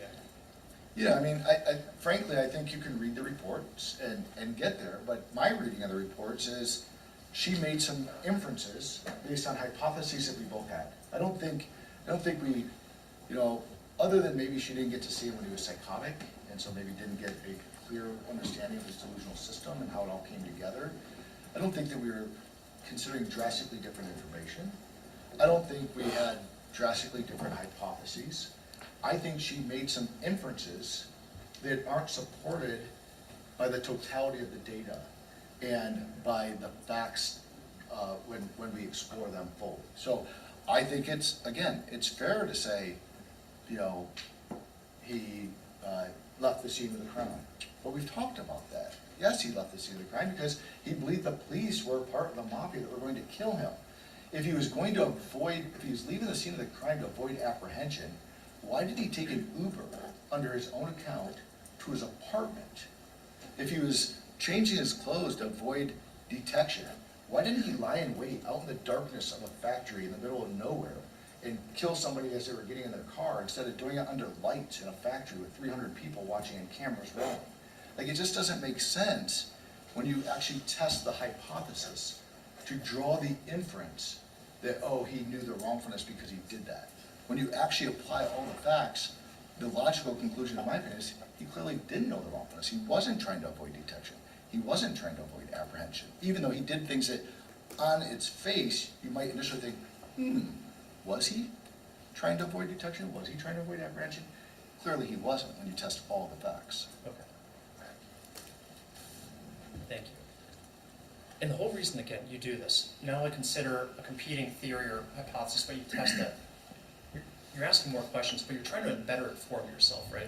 100%. If I don't have to, if the fewer inferences I have to draw based on my own hypotheses, and the more I can connect the dots through all the facts, the stronger this work is, for my opinion, is my way of thinking about it. Thank you. Dr. Marciani goes on about Mr. Foster's interaction with law enforcement, and she quotes at page 35 of her report that Mr. Foster may have appreciated the gravity of the situation when he recognized that he needed to, quote, cooperate with law enforcement and inquired about being granted a speedy trial. Again, that's at page 35. Again, that's something you consider too, right? Of course. Okay, and it's a valid thing to consider. Sure. You inquired further and you tested it. I did, not just through him, but through all the other factual data that's available. He wanted a speedy trial so much, in fact, that he wanted the day after the offenses, when he was being interrogated in New Albany, he wanted to be taken in front of the judge so he could tell the truth and be released. Okay, and we'll kind of pause there for a second and remind us, what's this thing about pardon that we've been talking about? So That you have mentioned that Mr. Foster told you. So it's not a pardon in the way that I would think about pardon in a legal sense. He's using that term to say, at age whatever, let's call it 7. I think at other times thought he was closer to middle school age. It's kind of a delusional belief, so the exact age nobody knows, and it may fluctuate in his recollection. But he believes that he previously killed 2 people. He called the police. They were dirty. They were part of the mafia. So then he exercised his constitutional right, what he claims to be under the 18th Amendment, and under what he claims is the Ku Klux Klan Act, which is part of the Civil Rights Act. He claims under those 2 provisions he exercised his right to go in front of a judge. The judge exonerated him from any wrongdoing and said, you're right, you can do this. And so when he's saying he got a pardon, what he's saying is, no, a judge has already heard this issue and said, yes, Mr. Foster, when they come at you and you have no other choice but to kill them or be killed, you're allowed to do that. That's what he's calling his pardon, is a judge already knows about this conspiracy against him that's been going on. And they previously tried to railroad him into getting arrested or in trouble, and a judge has said no.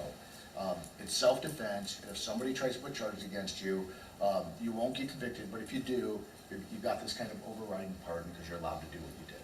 And Dr. Stinson, you're a lawyer, you went to law school, correct? I did. All right, in a pardon, the legal definition of a pardon usually comes from the chief of a sovereign foreign government, the President of the United States, the Governor of the state of Ohio, and it forgives someone for a crime, correct? That's right. So Mr. Foster's not really understanding pardon as the way you and I as lawyers understand that term to be used, right? Yeah, he's not using it in a legal sense. He's using it in his delusional sense of believing that he was allowed to do what he wanted or what he needed in that situation, and he would not be in trouble for it. Okay, so this goes into my next question. Why would anyone need a pardon if they felt that they were justified? Because Mr. Foster, on multiple occasions, said he felt he was justified to do what he did. Right. So how do you reconcile that? For the same reason he needed the judge to intervene when he was 7 years old. He called the police, but they're dirty. They're part of the mafia. So now you gotta get in front of a judge, and that judge is gonna be the one who's gonna say, yeah, this is all legit, you can go. That's what he's calling the pardon. That's why he's saying to the detectives, I'll talk to my lawyer and the judge. I'll tell the judge the truth. It's because these detectives in his mind are part of the mafia and they're dirty, but if he can just get in front of the judge and say what happened, he's gonna get his quote pardon, which he really is saying, they're gonna let me go. They're not gonna hold me responsible because I had no other choice, I'm allowed to do this. Okay. I'm at page 38 of Dr. Marciani's report, and I want to talk to you about like inferences. We've mentioned inferences and whether it's appropriate to draw an inference, but I'm quoting from her report, Mr. Foster's report, that he had, quote, no choice but to kill the identified victims because they intended to kill him, and his report that he had to shoot a second identified victim after shooting the first are notable, as they suggest he was unable to refrain from engaging in the offense conduct. She goes on to say that, quote, feeling compelled to engage in acts does not equate with the absence of knowledge of wrongfulness of that act, and that failing to consider the consequences of one's action similarly does not equate to the same. Do you agree with that statement? Which statement are we talking about? Is there a couple, the whole passage you just read? Yes.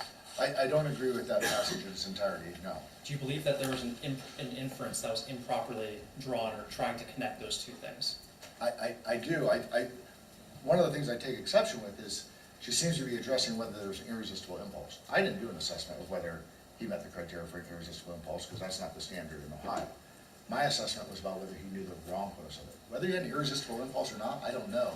But what I'm confident in is he didn't know the wrongfulness of what he was doing because he believed that his life was imminently at risk and he was legally justified in taking the actions that he took. Okay.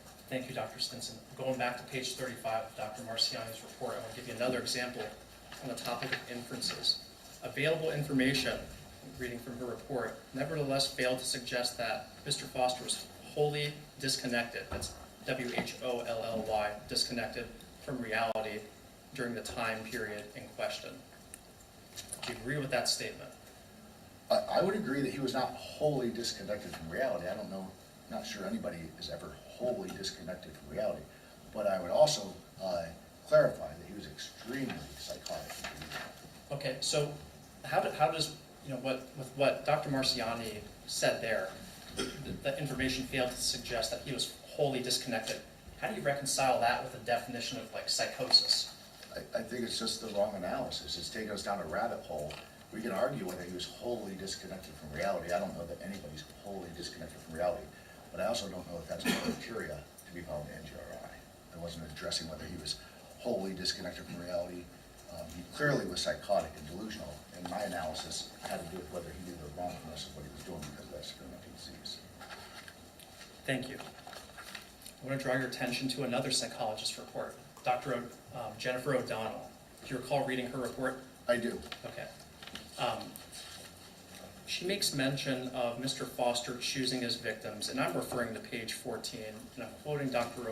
O'Donnell's report, in which she opines, there are discrepancies in how Mr. Foster chose his targets. He admittedly shot someone he had not previously identified, whom he thought might try to thwart him just because of proximity. At this point, the people who Mr. Foster shot in choosing his victims, is that a valid hypothesis worth considering? Sure, I would certainly consider, hey, who did he shoot, and what was his motive for shooting them? And what was your conclusion when you tested that and you asked more why questions? Why would he choose this victim over this victim? Yeah, he certainly did target certain people. In fact, this idea that he somehow shot people out of convenience and proximity is just not accurate. You can watch the video and see that. He walked past people, he ran past people. There are all sorts of people that were in much closer proximity that he didn't shoot. He went after the people that he believed were conspiring to kill him and that he was imminently going to be hung by. And so the second guy he shot, he really didn't even know. Unfortunately, that victim just happened to be talking to Kyle. And in Mr. Foster's delusional mind, as can happen when someone has a systematized delusion, and he believes he's going to be hung, he's like, those two are talking, they're conspiring. He's now a part of the plan, and that's how systematized delusions work. People get roped in, they get sucked into it, and they become now part of the system. So it wasn't just a random shooting. It can seem random because he really didn't have any grievances with these individuals that they knew of. The grievance was in his head, that he believed that Kyle had showed up at the Y when he was 17 years old and threatened him, and that Kyle was the ringleader and had people working for him, and that he had been shot at multiple times in the past, and now they were colluding about how his hanging was going to happen by the end of his shift. That's why he shot those guys. Okay. Now, if you recall from watching any surveillance video footage from KDC, there are multiple people who are within arm's reach of Mr. Foster in his proximity, as Dr. O'Donnell uses. Did he shoot them? No, that's my point. If it was just an issue of proximity, there were many people he passed by. He was going after certain people that he had delusional beliefs about. And so, in your opinion, wearing the lens of Mr. Foster and looking at it through the lens of his psychosis, did he have any choice but to use deadly force in this situation? His only choice was to be killed or to kill them first. And Let me stop you right there. You and I, in reality, that's wrong, right? That's what? It's wrong to shoot and kill people, correct? Sure, of course. But in Mr. Foster's delusional state, through his delusional lens, what was he thinking? Why did he have no other choice? His thinking was that this had been going on in his life for 23 years. Whatever, he was 25 at the time, I think. That age 2, 4, 7, this started all through middle school, through high school, into his adult years. And we didn't, it's probably impossible, you could read the report, to touch on every single delusional belief he had. But he does this because after all this time, and then 4 months of increasing paranoia to the point he's holding a gun now because he thinks it's about ready to happen, and now over the course of this evening, his paranoia peaks to the point he believes he's going to be hung. He tells that to his providers at COVH. I shouldn't be here. This was self-defense. They were going to hang me. So we know that. That's why he does it, because it had reached a point where now I have no other choice. I've tried everything. I've tried suing them. I've tried calling 911. I've tried curing diseases for them and their families. I've tried giving them riches through my astute financial advice. I've tried everything. And yet, here we are, at the moment, they're about ready to hang me. And now he's got to kill them instead. Okay. But Dr. Stinson, help me reconcile something, and I'm at page 14 of Dr. O'Donnell's report. In fact, that's where all of her analysis is contained, only on that one page. But she opines that Mr. Foster was delusional about being threatened by coworkers, family, classmates who were conspiring to kill him. If I stop right there, you seem to be in agreement with that. I would agree with that. I'm going to go on. He says, she says that he was only trying to kill those who he felt were a threat, and that it would be wrong to shoot an innocent person. Okay? I would agree with that. I think that's an accurate statement of what his mental state was at the time this happened. So how do you reconcile then the previous statement I just had you read about he was choosing his victims and one of them was just because of proximity? I think it's just a misunderstanding of what happened. I think she's got it about half right. He clearly was delusional about his family, his co-workers, people conspiring to kill him. He clearly didn't think he should kill anyone who was innocent, and he would not do it unless he felt like he had to because he was gonna be killed. She got that part right. But then she, I think, loses her way a little bit and says, well, I think he just was killing people in close proximity. That's simply not what happened. We know that because there are several people in closer proximity who weren't shot. In fact, the second round of shooting, after he got out of the floor and he went to the office, he had to travel some distance to get to those people. He was targeting certain people he had delusions about. I think what happened, frankly, is she didn't have a clear understanding of who all was incorporated in his delusional system and how the delusion was working, that when he's seeing two people talking on the line that night, that they must be conspiring. And when he's hearing a voice saying, you have no choice, that he's like, okay, it's those two now. And that's why he went after them. It seemed random to a lot of people. It seems like it was, well, it's because he was in close proximity to Dr. O'Donnell. I think the reality is that guy got roped into his delusional belief system, and it makes sense. Okay. Dr. O'Donnell makes another point about leaving the scene, Mr. Foster leaving the scene. And again, at page 14, she opines, Mr. Foster carefully chose to carry out this crime to coincide with his ride away from the crime scene, and that he was leaving as soon as the police were arriving. He was leaving as the police were arriving. Again, leaving the scene, you considered that as a hypothesis. I did. And it's a fair hypothesis. I think so. And it's indicative, in a lot of circumstances, of consciousness of guilt, Yes, which is knowledge of wrongfulness. correct. So what was your conclusion with that then? Well, So- how would you tested that hypothesis? Yeah, I think that's a great hypothesis. I had the hypothesis myself. I think where it breaks down and where she failed is if I'm teaching this subject, I tell my students, hey, consider that. Consider whether he left the scene of the crime.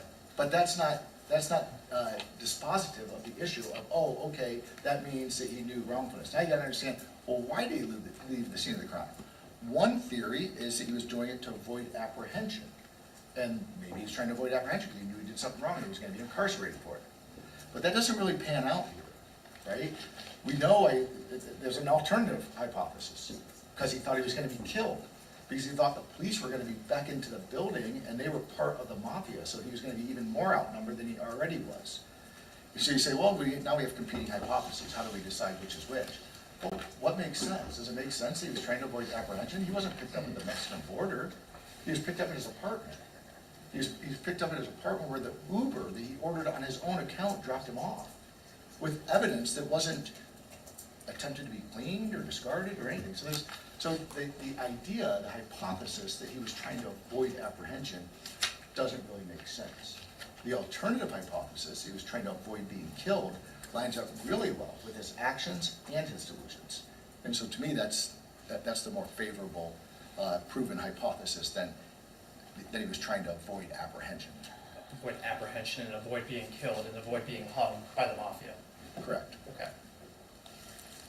Dr. O'Donnell makes the point of changing clothes. We've talked a lot about that today.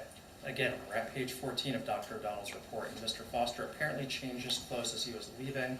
Again, fair point that you considered and tested, right? Sure. Now, did Dr. O'Donnell test that? That's the problem. I feel like when I read the report, it went from, hey, I've got certain indicators that we all are on the lookout for when we do these evaluations. And then she found the indicator and drew the inference that that means he knew wrongfulness. But when you find that indicator, you gotta test that hypothesis. Was changing his clothes so that he could avoid detection? Changing his clothes made him more identifiable. And did he do anything else to avoid detection? Did he lie in wait somewhere? Did he do it under the cover of darkness? Did he do it outside of a public space? Did he do it only where people who don't know him? Dr. Stinson, let me stop. It was dark outside. What do you have to say to that, about that? It wasn't in the factory that was under lights in front of hundreds of people, with cameras. So he could have, if it really was, hey, I'm gonna kill someone, I know it's wrong and I don't wanna be detected, he could have waited out in the parking lot. The guy's gonna leave for work in another half an hour. And he could shoot him at his car. There are all sorts of things that if you're testing the hypothesis, was he doing it to avoid detection? Is that why he was changing his clothes? That just, once you look at all the data together, it doesn't make sense to conclude that changing his clothes was evidence he knew the wrongfulness because he was trying to avoid being detected. He simply wasn't. He did almost nothing to avoid detection. And as I said, changing his clothes actually made him more identifiable. Judge, I realize I've been talking for a while now. I probably have about 10 to 15 minutes worth of questioning left, if you'd like me to continue. Sure, yeah, we'll take a break when it's finished. Okay, thank you, Your Honor. Again, Dr. O'Donnell's considering this theory that you consider too, that he's encouraging the Uber driver to leave. And you weren't here, but there was an Uber driver that testified. That same Uber driver that took Mr. Foster to his apartment immediately after the shooting and said that Mr. Foster encouraged him to leave and that Mr. Foster was huffing and puffing so much they fogged up the windows. Do you recall reading something to that effect? I do. Okay. Valid hypothesis to consider, right? The hypothesis being, oh, he wanted to rush out of there before the police came and he got apprehended for criminal activity. That was a hypothesis I would test. Okay, but, put your lawyer hat on too, and not just your psychologist hat. Again, we're talking about fleeing the scene, consciousness of guilt, being nervous, telling your getaway car, your getaway driver, this is an unbeknownst getaway driver, essentially. How do you reconcile that? Yeah, so the question becomes, well, what's the hypothesis? The hypothesis is, well, I believe that him ordering the Uber, jumping in the Uber, and telling the Uber to take off was an effort to avoid being apprehended by the police. And the inference I'm going to make is if he was trying to avoid being apprehended by the police, he must have knew that what he did was wrong, right? But when you test that hypothesis, like, well, okay, other than leaving in the Uber, is there, other than the hypothesis that he was trying to avoid apprehension, is there another theory why he wanted to get out of there? Well, yeah, there is, because he believed he was going to be killed, right? And he said, well, let's test both of these hypotheses. He's had this delusion, long-standing. It's been documented since 2022. It was documented in the competency to stand trial evaluation reports. It was documented in COBH's records. So there's a lot of support for the fact that the reason he left is because he thought he was going to be killed. What's the data show us about, well, the reason he was really leaving is because he's trying to avoid apprehension. Again, he used his own Uber account, easily identifiable. He took it back to his apartment, easily to track down. He didn't make a run for the border. So when you start looking at the hypothesis that he had a getaway driver and he was trying to avoid apprehension, that's a fair hypothesis. The data don't support it. He might have been the easiest workplace shooter to apprehend. He was apprehended in less than 12 hours at his own apartment after taking an Uber that he ordered through his own account. The hypothesis that he did it because he had to get out of there before he got killed, that makes a lot more sense. That's consistent with his delusional system. It's consistent with what he said when he was psychotic and the marshal's office showed up at his door. It's consistent when he was psychotic and what he said to the detectives during the custodial interrogation. It's consistent with what he said during his competency evaluations. And it's consistent with what he said at COBH. Okay. The motive theory. Dr. Marciani referenced that Dr. O'Donnell does again. And she opines at page 14 of her report that some of Mr. Foster's victims were involved in the investigation that could have led to his termination. And the page before, on page 13, she notes, additional discovery information suggested that Mr. Foster knew he was at risk of losing his job at KDC. Now, you reviewed the same information, at least it's under your impression that you had reviewed the same records that Dr. O'Donnell did, right? Correct. And I all the think I reviewed actually more records than she did, but I think I had everything she had. It's not a contest, though. You reviewed records so that you could be better informed about what happened to help you render an opinion, though, right? Correct. Okay. So you may have reviewed a few more records than she did, or vice versa. But based on the personnel file that you reviewed, is there any indication that Mr. Foster knew that he was going to be fired? So let me be clear. I think I would test that hypothesis. Say maybe he was on notice because he had a last chance notice for his being late and for work productivity. So maybe at some level he knew, hey, I kind of was given a last chance notice a while back and I was late again today. So maybe there's that. But he clearly had not been notified by HR, hey, we're terminating you. That was actually in the works. He did not know about that. Now, I can't sit here and say he had no clue at all that he was potentially at risk, because he was given a last chance notice, and he did show up late. So he could have, reasoned, I could be losing my job, I just showed up late after a last chance notice. But if your question is getting at, did he know that HR was moving forward with this termination? He did not know that. Okay. Did you make any observation regarding the relationship between Mr. Foster's job performance and his psychosis? Yeah, I mean, In other words, was there a correlation between the two? yeah, it appeared that as he was becoming more psychotic, his functioning in general deteriorated, as I testified to. But surely, the documentation shows that they thought he was actually a good employee until relatively recently, which is when his psychosis was really exacerbating. Okay. And Dr. Stinson, he also worked at Chipotle too, right? He did. Okay. And did he shoot anyone at Chipotle? He did not. Okay.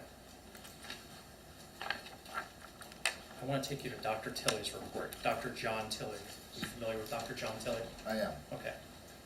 If you reviewed the report that he submitted in this case, I did. and then that should be the report for the mental state at the time of the offense.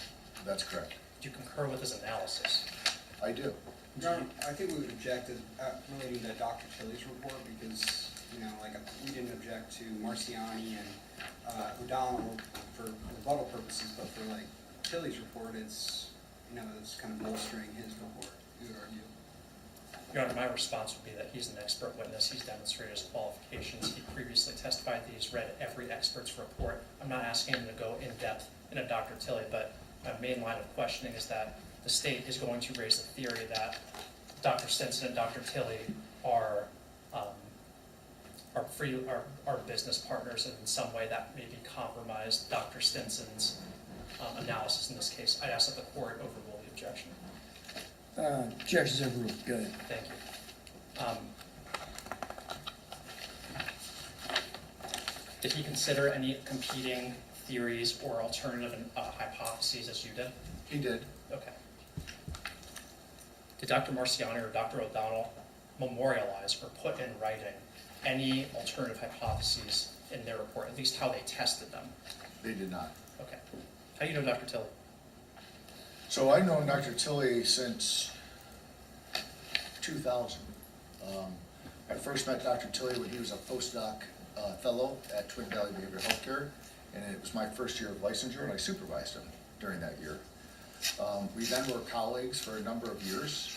I would consider him a friend, and we became business partners in 2014, I believe. And what's the name of that business? Forum, Ohio. We Okay, opened up a group practice. Are you currently business partners? We are not. Okay. When did that relationship end? September of 2023 or 2024. Okay. And Forum Ohio is a limited liability company. It's registered with the Secretary of State, and it has other members in it. That's correct. Other- Well, if you mean members in the sense of a legal member of an LLC, I'm the sole member of the LLC. But there are other psychologists because it's a group practice. I understand. And why did you terminate your partnership, I guess, in the LLC with Dr. Tilley in Forum, Ohio? I think the easiest way to put it is we had Forum Ohio as a group practice, and we each had separate other practices. And without getting into all the details, I think Dr. Tilley was just really busy in his other practice, and we had several meetings where he wasn't able to be a 50-50 partner in group practice because of the time that he was spending in the other practice. And so we made an agreement that I would purchase his equity share, and then I'd become the sole member of the LLC. So that was just an orderly business transaction and a business decision between you two? Yes. Okay. Do you continue to have a professional relationship with him? Yeah, Do you continue to have a professional relationship with many other psychologists? of course. Okay. Did you reach your opinion regarding Mr. Foster's mental state at the time of the offense before consulting with Dr. Tilley? Yes. Okay. Did you eventually consult with Dr. Tilley I did. regarding regarding Mr. Foster's mental state? I did. Okay. And when did you complete your interview of Mr. Foster for sanity? That was December 31st, 2025. When did you first speak with Dr. Tilley about Mr. Foster? I'd have to check my report, but I believe it was in February. Okay. Sometime in early 2026? Yes. Okay. Did you share your opinion about Mr. Foster's mental state at the time of the offense with the prosecutor's office before you reduced your report to writing? I did. Okay. Fair to say that they disagreed with your report? They did. Okay. So you had consulted with the prosecutor's office on previous occasions when you prepared your competency evaluation, right? I had a brief consultation with them when I prepared my competency evaluation, yes. Okay, and prosecutor's office, I would hope, checked your CV or your resume before engaging you to conduct not only the competency evaluation, but also the sanity evaluation, right? I think they're familiar with me. I've done work for the office before. Okay, your CV, which was admitted in evidence already, is 42A, states 42A, and clearly on there it says lists Forum, Ohio, correct? Sure. Okay. So there's no surprise that you were affiliated with Forum, Ohio, correct? There shouldn't be. Okay. And there's no, and was that at one point, was Dr. Tilley's name on the website as a co-owner of Forum, Ohio? Yes. Okay. And at the time that you did any work for Bruce Foster, before you even knew who Bruce Foster III was, did you have a business relationship with Dr. Tilley? Well, I was in business with him from 2014 until, 2023. Yes. But at the time that I was engaged for this case, my business relationship was I'd consider him still a potential independent contractor for Forum, Ohio, but we don't have a formal business relationship per se. Okay, very good. And when did you learn of Dr. Tilley's involvement in this case? You know, I'm not exactly sure if I knew that he was going to be doing an evaluation and I just had not consulted with him because he was doing an independent evaluation and I was doing an independent evaluation. So I don't know exactly when I found out. I can tell you when I talked to him was after I gave feedback to the prosecutor's office. They said, well, have you talked to Dr. Tilley? Do you know if he's reached a different opinion? And I said, I don't know. I haven't talked to Dr. Tilley. And they said, well, would you mind reaching out to him? And I actually inquired as to, as long as there's nothing improper about that, I don't mind reaching out to him, but we hadn't talked about the case because he was retained by the defense, I was retained by the state. So I talked to him when the state said, well, why don't you reach out to him and see if he has a different opinion before Let me stop you there. So the state encouraged you to reach out to him too, right? That's correct. Okay. And I want to talk more about how you got involved with the state, but did the state ever challenge your opinion that you've announced here today in your NGRI report? By challenge, if you mean they questioned me and asked, if I've considered this or considered that, or, challenge some of my opinions or support for certain opinions, we had those conversations. We had some email exchanges and we had some phone calls. Did they ask you to reach a different opinion?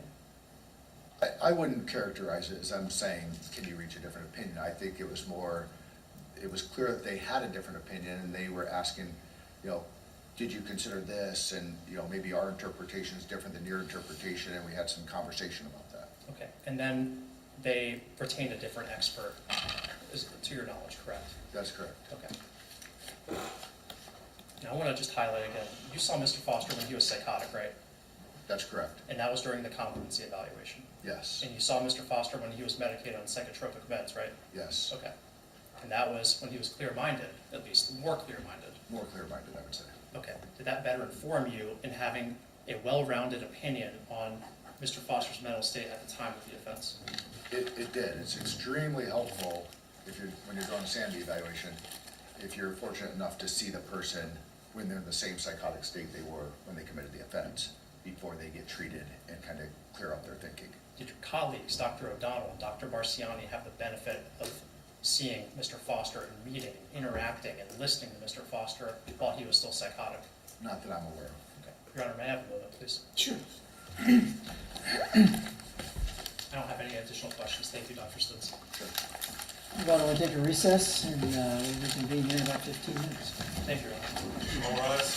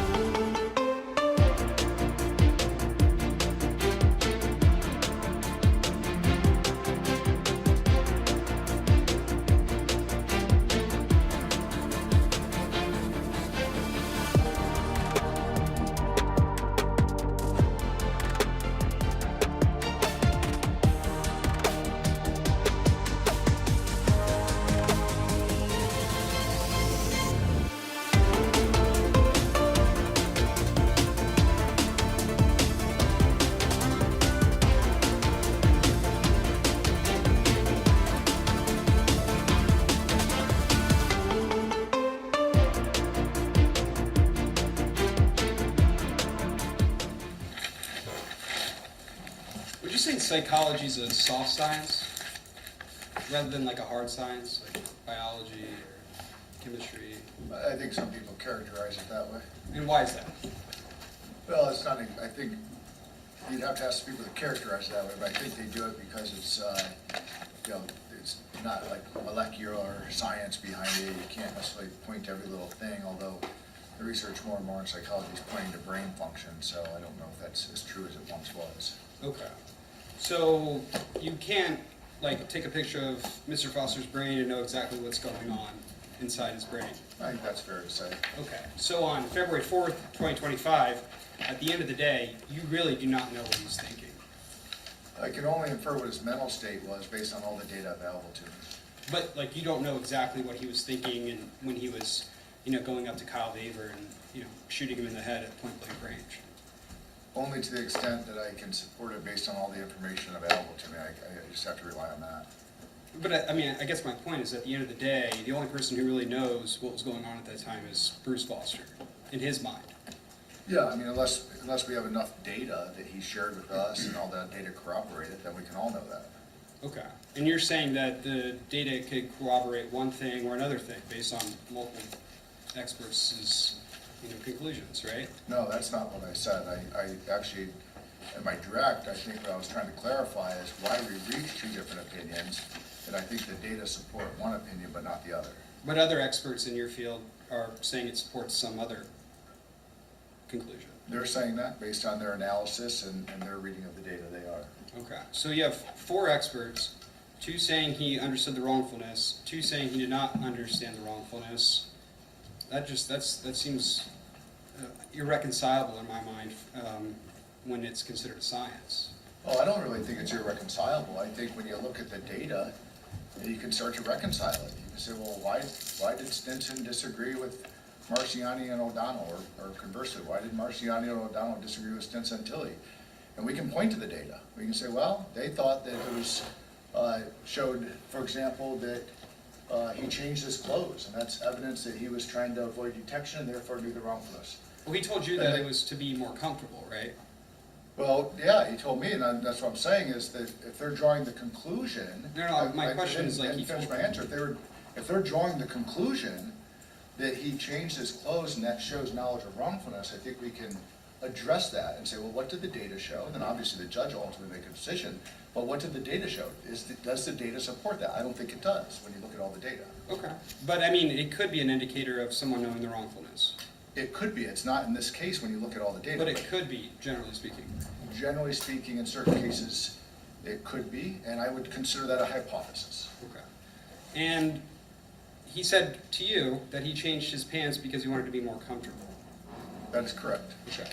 And so let's assume that he did in fact change his pants in the Uber. So he didn't want to be comfortable anymore?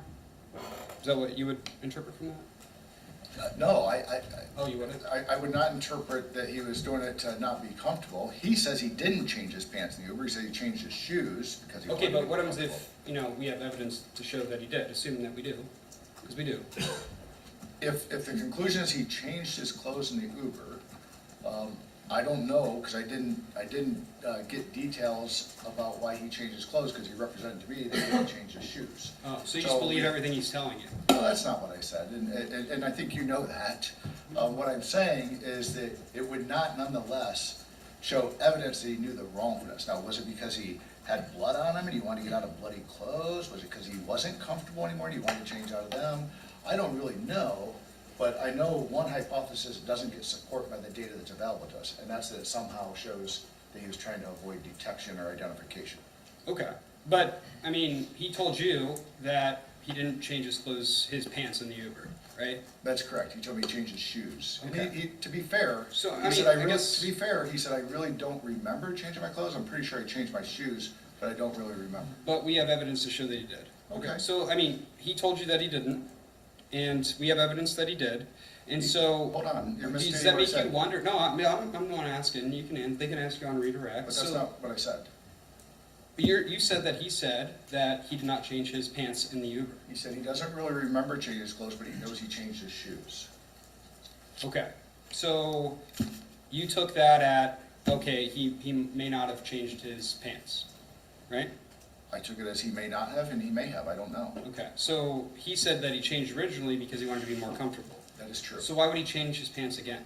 That I don't know, because he told me he didn't change his pants, so I didn't ask him, why did you change your Okay, pants? so you He didn't told me ask he him. didn't. You didn't ask him.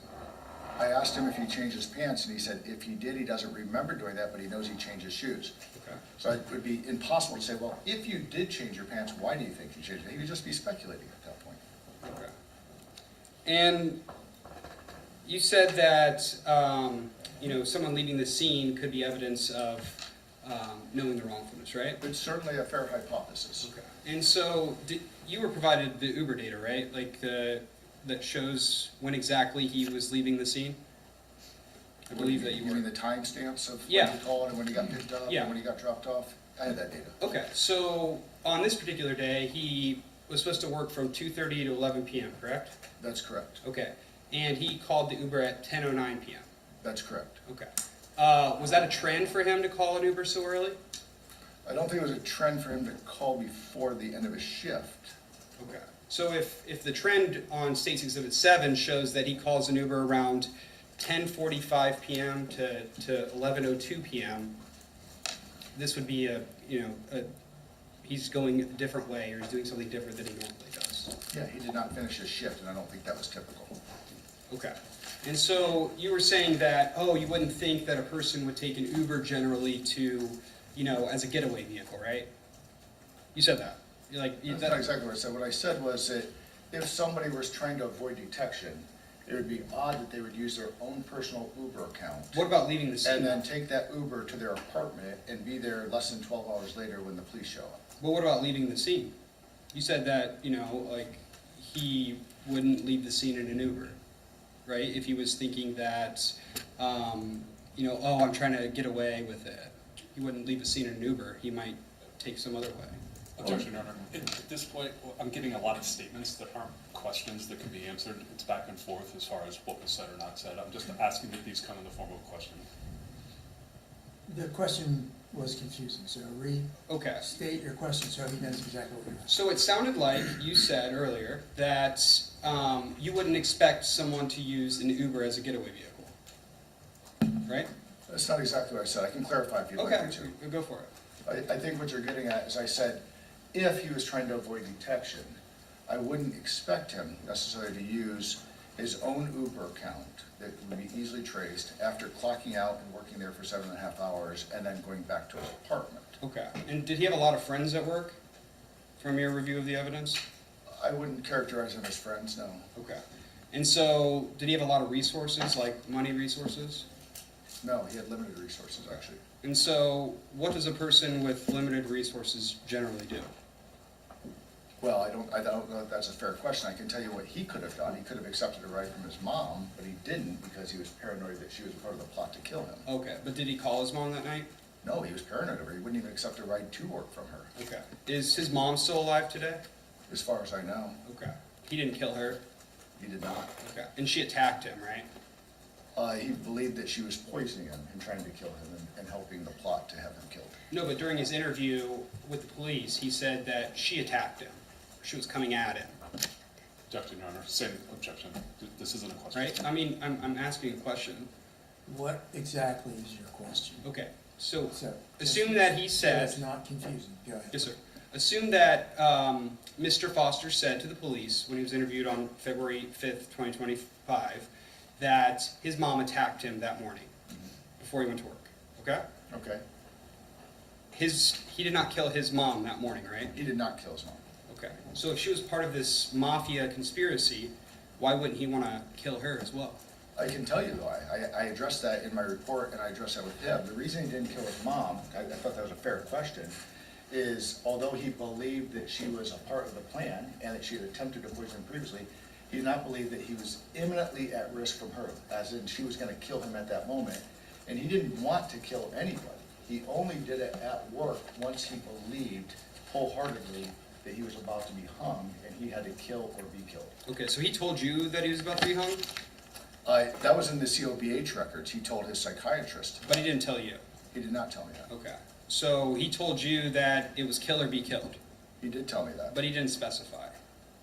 What do you mean, He didn't specify, say how he was gonna be killed, right? I to did you. not ask him that, no. Oh, why? You didn't wanna know why? No, I knew, what I was trying to get at is what his mental state was, and his thought was, I was going to be killed. Now, whether he was gonna be shot, or knifed, or hung, or guillotined, I didn't know, but I knew that his mental state was, he believed he was gonna be killed if he did not kill them first. Okay, but wouldn't that be relevant to why he thought it was immediate? Like in a self-defense context, the way in which someone's going to potentially kill you, wouldn't the way in which they're gonna do it go toward No, I don't think in a imminence? delusional, two things. One, I wasn't doing a self-defense analysis. Secondly, in his delusional mind, if he thought he was gonna be dead immediately, it didn't matter if it was, you know, because they were gonna use a bobby pin that was in, you know, with chemicals on the tip, or if he thought they were gonna shoot him in the head or hang him. In his delusional mind, he believed he was gonna be killed. I don't know that getting into the veracity of a delusional claim makes a whole lot of sense. I was trying to understand his mental state. His mental state was he was going to be killed. Well, doesn't that go toward his mental state, how he's gonna be killed? In what way, I would ask? I know it was delusional, and so whether it was, hey, you know, they're gonna choke me out, shoot me, hang me, set me on fire, I don't know that it matters. But His mental state was, I'm gonna be killed, and if I don't do something to them first, I'm dead. Okay, but doesn't that kind of help, you know, guide us to how he thought that they were gonna do it and how he thought that he was justified to do it? No, Like, because I if, think even if he, let's say it was something absurd, let's say in his delusional mind, he thought what they were gonna do is, you know, suffocate him with a pillow. His reality, his mental state at the time was still, they're going to kill me. Now, I found out through the Twin Valley records that he thought he was gonna be hung. yeah, did he say he saw a rope, like right here dangling? That wasn't documented in the COB records if he did say that. So wouldn't that kind of cut against the imminence of it? If you're No, not I don't- seeing, I don't think so. I don't think if you understand a psychotic mind and how paranoia works, that it but we're would- talking about wrongfulness. No, right, but let me clarify. If you understand a psychotic mind and someone believes they're going to be killed imminently, you don't stop with a psychotic person and reason with them. If we could do that, we'd have just said, hey, Bruce, nobody's really after you. This is a figment of your imagination. You can't reason and say, that is absurd. What was absurd was that he thinks he killed 2 people when he was 7 years old. I couldn't talk him out of that. Well, you were So it talking didn't about that matter earlier. why he thought he was going to be killed. The fact is he thought he was going to be. Okay, just because I think, so if I'm acting in self-defense, just because someone says I'm gonna kill you, doesn't mean I necessarily can go chase them down and shoot them in the neck, I'm right? gonna object to questions with regard to self-defense. I think it's making it confusing. Well, it's This the is a justification. self-defense hypothetical that keeps getting posed. What's the justification that he feels as if he has, and it goes toward whether or not he believed, you know, what he was doing was a crime. So if he's trying to say I would only harm in self-defense, then you know, we would look at, you know, self-defense to see if in his delusional mind was he really thinking he was acting within the confines of the law, i.e. self-defense, and there's multiple different, you know, layers to self-defense. Your question is still confusing. And I think he's asked the question, in his delusional mind, did he think he was acting in self-defense? He's answered that multiple times. But ignorance of the law is not a defense, so if he thinks he's acting in self-defense and he's ignorant as to the elements of self-defense, then, you know, that delusion is kind of, at the end of the day, it doesn't matter. He's still... The objection is sustained as to the form of the question. If you want to take another stab at it, go right ahead. Yes, sir. All right, so if someone's a trespasser, right, they would have a duty to retreat. Would you agree? Objection, Your Honor. Well, this line of questioning is not relevant to the state of mind of Mr. Foster at the time of the events.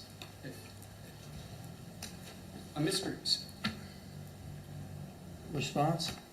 I mean, it is very relevant. It goes to whether or not he was acting in self-defense in his delusional mind. So if he thinks he's acting in self-defense... What question are you posing to Dr. Stinson? Okay, so a trespasser, so if someone's rightfully allowed to be in a place like a home, like Dr. Stinson testified to on direct, they do not have a duty to retreat. So if someone's a trespasser, they would have a duty to retreat because they're not lawfully entitled to be at that particular place. So the reason for my question is by virtue of having a gun, going past a sign that's clearly marked, he is now a trespasser, and so he would have a duty to retreat. Okay, what question do you want to ask him about that theory? I mean, a He's trespasser has a duty to retreat. I was asking him based on his knowledge of self-defense. I think that calls for a legal conclusion that I don't know the answer to as I sit here. Okay, so you don't know? Fine. So you don't know the confines of the self-defense law? I'm not an expert in self-defense law. Okay. I'm not an expert in self-defense either, but I know I'm a lawyer, so I should know, right? Objection, Your Honor. Sustained. Next question. Okay. So, when you were asking him about the firearm, right? He said that him having the holster, he thinks it'd be kind of legal. Kind of legal having the holster. So he's not quite sure, right? He did say that, yeah. Okay. And what does that mean to you? I don't know what it meant. It was confusing and kind of illogical. But I think in his delusional mind, it had some meaning. Okay. And so, what about like rationality or rationality within rationality or rationality within irrationality? Wouldn't you expect some rationality within, in a rational mind, or when someone's in delusion, you would expect them to act rationally?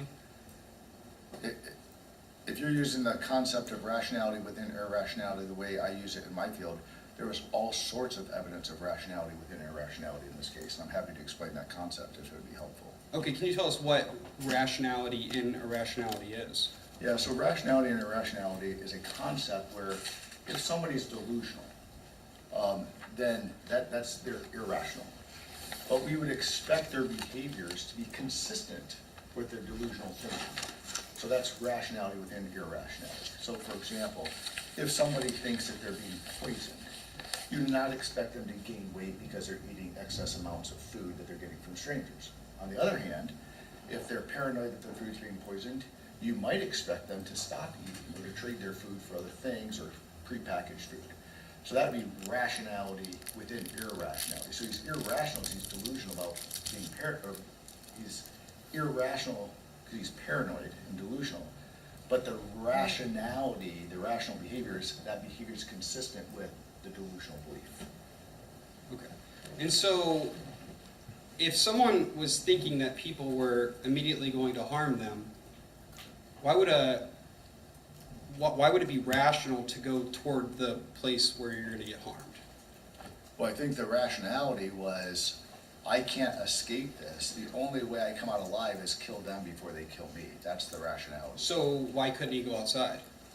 Well, I asked him that, and that's in my report, as you know, and his thinking was that there was no escaping it. It had gotten to a point where he just couldn't escape. And that's what happens in delusions, is they reach a peak where it boils over and the person acts out because they think there's an imminence that doesn't really exist in reality.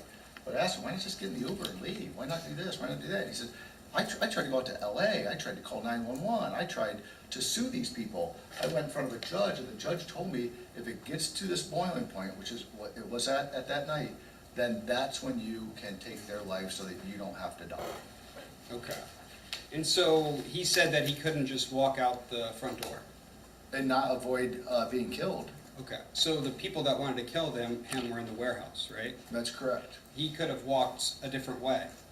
Well, in a non-delusional world, you could have, but in his delusional mind, when he's like, hey, the fix is in, they're over there talking, there's people over here, there's people over here, the police are a part of it, I'm gonna be hung, I'm hearing a voice saying you have no other choice. So to you and I, of course it makes sense, you just walk out and leave, but not to a psychotic individual who has these delusional beliefs and is experiencing auditory hallucinations telling him he has no choice. But he knows how to walk into the place where, he knows the route to the warehouse, right? I assume so. And he knows the route to the exit, because he went in that day. That's correct. So he understood those types of things. Of course. Okay. He's not cognitively deficient, he's a smart guy, but he was delusional. Okay. And so he could have walked the other way. He had that capacity. He had the physical ability to do it. In his delusional mind, it wouldn't have changed anything. He thought he would end up dead. Okay. Can you talk to us about, like, nature and quality of actions? What is the nature of an action? I would ask you to tell me what you mean by that, because that's a different standard. I assess whether they knew the wrongfulness of their actions. So I don't know if you and I are talking about the same thing, so I'd ask you to define it. But if someone knows like the nature and quality of their actions, you could infer that they understand the wrongfulness. No, I don't, that's why I think you need to define what you mean by nature and quality, because I think in my field, we would say that's not true. Those are two different things. So like for nature of action, so if I think I'm squeezing a pickle, right? Like that might go toward that, right? Rather than a gun. I might think I'm squeezing a pickle and, not aware that, bullets are coming out of a gun. I might think seeds are coming out of a pickle, something of that nature, right? So you're getting at, okay, he didn't know the nature and quality of his actions, he thought he was squeezing a pickle, but he was really squeezing a gun. That's how I would understand. Yeah. We define the nature and quality of an act, is you think you're doing one thing, but in fact you're doing another thing. Okay, so he knew that he had a gun. Correct, He knew that that gun had bullets. correct, He knew that bullets could kill people. yes, Okay. And so he knew that if he pulled a trigger while pointing that gun at someone's head, that they die that's correct, or get seriously harmed. yes, So he knew that if he was shooting at a person running away, that bullet may hit them. sure, Okay. And he said that he understood that murder is a crime. yes, So he knows that murder is illegal. he does, Okay. And he also said that he was a businessman, right? among many other things. Okay. And you think that was a delusion? I think his comments that he was an economist, that he was a doctor, that he was an No, accountant. but what about the businessman? that These were all part of his business, and that he was an entrepreneur, all of that I believe was in delusion, yes. Okay.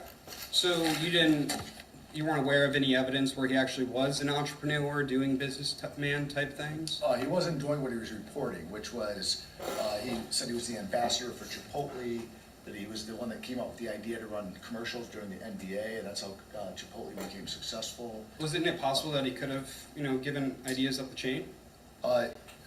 It's possible he could have given ideas. Like It's ideas not up the chain to say like, hey, maybe do this with a commercial. People do that kind of thing all the time. Well, You said he was a smart guy, he right? didn't say he was giving ideas up the chain. He said he was an ambassador for Chipotle. He was responsible for the success because he was the guy that came up with the marketing idea to run commercials during the NBA. That was one of many things, in addition to the illnesses he cured, the astute stock advice he was giving. These were his business adventures, and I can say with great confidence that he was delusional about those things. Okay. So you don't think in any way that he was a businessman? I don't believe that he was an ambassador for Chipotle and came up with the idea to run commercials during Did you, NBA commercials. did you call someone Chipotle? No, I used common sense for that. Okay. But you could have called someone Chipotle. No, I don't know who I would call at Chipotle to find that out. Well, didn't he tell you which Chipotle he worked at? He's not talking about the Chipotle restaurant, he's talking about the Chipotle brand. He's talking about the headquarters of Chipotle. Okay. Is that what he said, or he said actually like He the said headquarters? he was or- an ambassador for the Chipotle brand, and that he came up with the idea to run commercials during the NBA, and that he made them very successful, and he was disappointed that they hadn't paid him his riches that he was due for sharing in their success.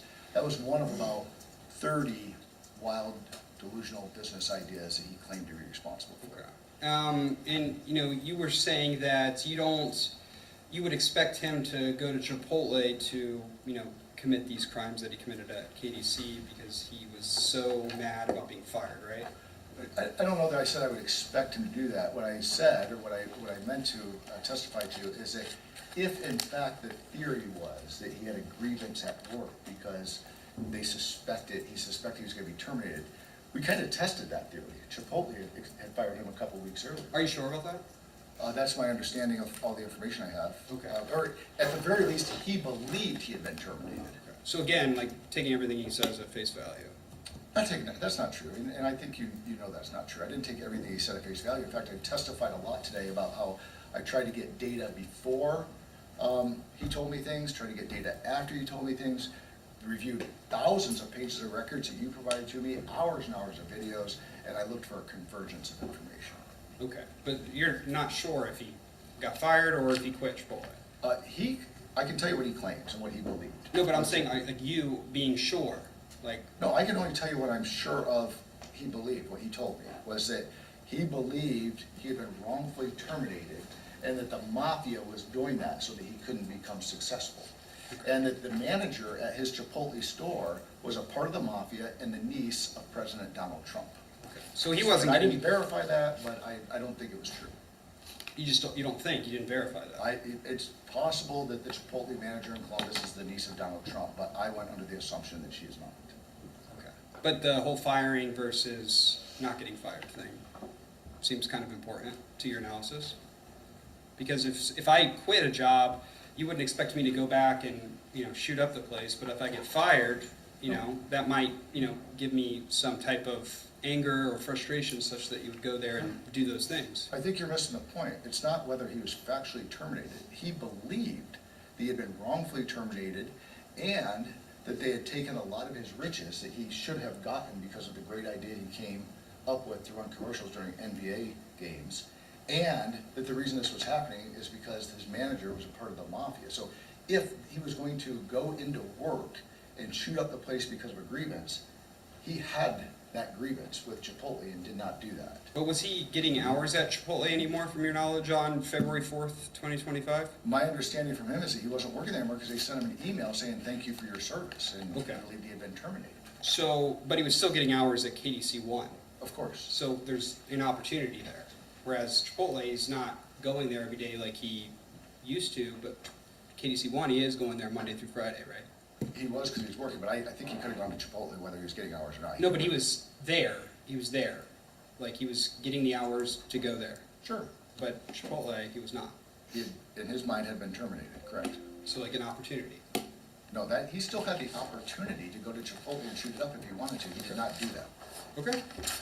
And then you were talking about, being wide-eyed and things of that nature, right? I don't think I was talking about I that. think you but in wrote fact, that in your report. It's in my report, but in fact, he was wide-eyed at times, yes. Okay. And so Nick Harris yesterday, or the other day, testified that, when he saw Bruce Foster pointing the firearm at him, he saw him wide-eyed. Okay, so could that be attributed to adrenaline? Sure, I suppose it could. Okay, so that doesn't necessarily mean that he's, not understanding what's going on. It could mean that he was just hyped up from just shooting someone in the head. I don't think wide-eyed would ever mean that he didn't know what was going on. I think it might be an indicator that he was psychotic, but I don't think it proves one way or the other that he knew what was going on. I didn't represent that. I wouldn't represent that. Okay. Well, I mean, I think you talk about in your report that during his interview, it was wide-eyed, and that could be a potential symptom of mental illness, right? Yeah, I think you're addressing two different things. I do think being wide-eyed can be a symptom of mental illness, and in the context in which he was wide-eyed, I think that's clearly what it was. But that doesn't mean, just because he had mental illness, that he didn't know the wrongfulness. That's a separate analysis. No, I think you're mixing those two together. And I'm just saying I would not attribute wide-eyed to evidence of not knowing wrongfulness. Okay. So, like, someone could be wide-eyed after being tased and arrested and then questioned by the police, right? Can make you hypervigilant. I suppose that's possible. Okay. And a delusional person still has the capacity to understand what is right and what is wrong. They do. They have, generally speaking, most people who are delusional do know what's right and wrong. It's the rare occasion that somebody is so psychotic that they act without knowledge of wrongfulness and therefore are prone to NGRI. Okay. And then let's talk about the pardon a little bit. So he says that, I have I think I have a pardon, I got it when I was 13. You kept saying 7, but during the interview, he says middle school. So I don't think someone's 7 in middle school, right? No, I think he has said different ages at different times. He's saying a lot of different things at different times, right? I don't know if I'd characterize it that way. I'd say that his delusions are fluid in terms of what happened exactly when, which is not inconsistent. In fact, it's fairly consistent with people who have delusions. Okay. So like making things up? No, that's not what I said. Oh, okay. And you know that's not what I said. What I said is he has delusional beliefs, and people who are delusional, when they recall their past experiences through that delusional lens, whether he was 7 or 13, the fact is it never happened, but in his delusional mind, he says at different times this is when it happened. Okay. So during the interview with the police, which is State's Exhibit 29, he says, hey, does that pardon apply here in Licking County? So it's like he's committing these crimes, and then he's hoping that his pardon applies here in Licking County. That's a reasonable way to see it, right? Yeah, he did ask, I wouldn't characterize it the way you did. I don't think he presented himself the way you just did. Oh, we can watch it, I mean. We can do that. Okay.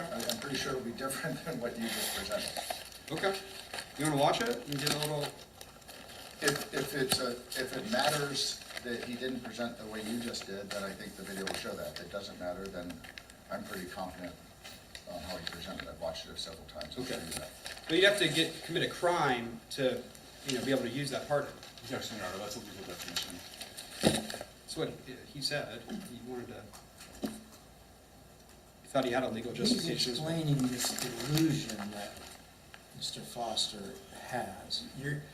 You seem to be asking him to evaluate the credibility of these delusions that he has, and it's confusing.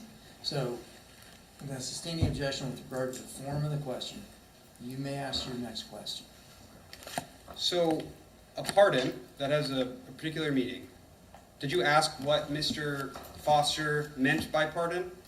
I did, and we addressed this on direct. His use of the word pardon was an explanation for, I went in front of I killed two people. No, but as it relates to this crime.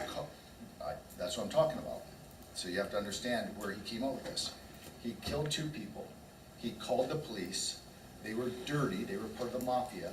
So he exercised his 18th Amendment right and the Ku Klux Klan policy to go in front of his judge, who exonerated him and said, yes, when they are imminently going to kill you and you perceive that, you have a right to kill them first, as you did with these two people that he delusionally believes he killed. When he says he has a pardon, that's what he's talking about. So you can scrap kind of the notion of a legal definition of pardon. His pardon is, I previously experienced this, where I had to kill two people. And the police came and they were dirty and they were part of the mafia. And so I went in front of a judge, told him what happened, and then I'm free to go because I'm allowed to do that when they're going to kill me. So you don't see it as him expressing hope that that pardon applies to this scenario? No, I think he did. He said, I have a pardon in Franklin County. That applies, right? Or asked him if it applies, or however he said it. But no, he's 100% putting it forward. I mean, he's telling the marshal's office when they show up, hey, I was just trying to protect myself. I don't want to get hurt. And he's telling the detectives, hey, by the way, I also have this pardon. So he multiple times demonstrates that he doesn't know the wrongfulness of what he's doing because he feels like he had no other choice. He was justified in doing it. And oh, by the way, even if you're going to try to do me dirty like you did before, I have a pardon from this other judge. Okay, but he also says that he has a problem with Columbus Division of Police, right? Well, he believes the Columbus Division of the Police is essentially running this mafia ring. Okay, so not the New Albany Police. Not that, he doesn't name the New Albany Police. He talks about primarily Columbus Division of Police and No. federal agents. Okay, so not New Albany Police. He didn't say specifically New Albany. Okay, and he was in New Albany, and he knew that, right? Actually, he thought he was in the Licking County Justice Center, but he nonetheless knew that he was not with Columbus Police. Okay, but they identify themselves as New Albany Police during that interview, right? I believe they did. Okay, and he was like, yeah, I don't have a problem with y'all, I don't know y'all, right? Something to that effect. Okay, so he's saying that, oh, you're not Columbus Police, we're good. I wouldn't characterize that. I don't think he said, oh, I'm good with you guys. Okay. Did he ever seem scared in that interview? He seemed very guarded. He got agitated, and yeah, I would consider him pretty hypervigilant in that interview. Okay. And when he was talking about what happened at KDC 1, he said that no one attacked him, right? That's correct. Okay, so he said, no one attacked me. Correct. And then they kept asking him, like, are you okay? And he's like, oh yeah, I'm all right, right? He did. Okay, so he said that no one attacked him. He did. And he said that no one was in his face, right? I believe that was part of it, yes. Okay.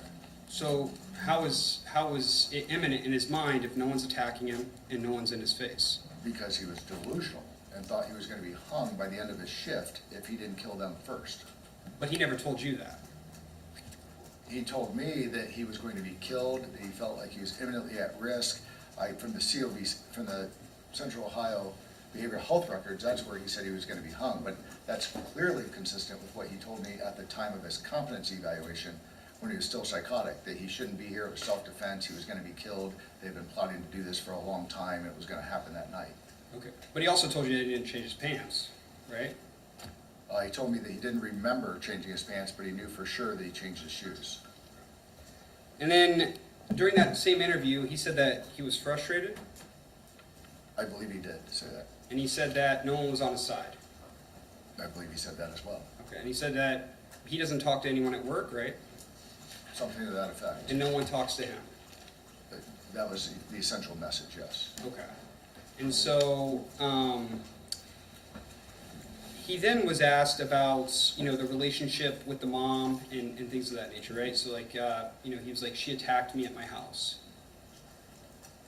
He did, yes. And his definition of attack, what would you classify that as, since you're, an expert on Mr. Foster's mind? Well, his belief of being attacked was that his mom was there to, quote, manipulate him. And when you ask him, what do you mean by manipulate? He said that she was a part of the plan to kill him. And so that's why he didn't accept a ride from her, is because he was paranoid about her, believed she had previously tried to kill him. No, but that day. No, I'm telling you, I'm telling you, that's what his thoughts were that day. That was part of the delusional system. That he was aware that she had previously killed 2 people, she had attempted to kill him in the past, and she had showed up the last 2 days trying to offer him a ride because she was manipulating him, which he defined as she was a part of the conspiracy and she would want to be dead. She was trying to help them. Okay, but he uses the word attack. With the New Albany police. Yes. Right. Okay, so he has a pretty loose definition of attack, right? No, I think in his mind, if I came and told you, hey, somebody just tried to carry out a plan to kill me, and I told you I felt attacked, I think we'd agree that that's a fair use of the word attack. In his mind, it wasn't mom showing up checking on him because his phone's turned off, it was mom showing up trying to execute a plan to kill him. But he did indicate that he doesn't have to deal with that, right? He says that during the interview, I don't have to deal with that. That's what he's saying, is I shouldn't have to deal with any of this. No, but he's talking about specifically about his mom. Right, who's part of the mafia, who's trying to kill him. Yeah, he said he missed his Uber because his mom, was attacking him. Correct. It wasn't like a physical attack, right? No, it was, in his mind, it was her trying to manipulate him into taking a ride with her so that she could be a part of the plan to execute him. Okay, so she didn't do anything physical to him. No, it was in his mind that she was trying to kill him. But that day, she did not do anything physical to him. Objection, Your Honor. Ask the answer. We've established he's that his not mother answering did not the question. physically attack him. He's not Let's answering move the on to the next question. Overruled. Now that the question Yeah, is I'm not aware that she physically attacked him. Okay, thank you.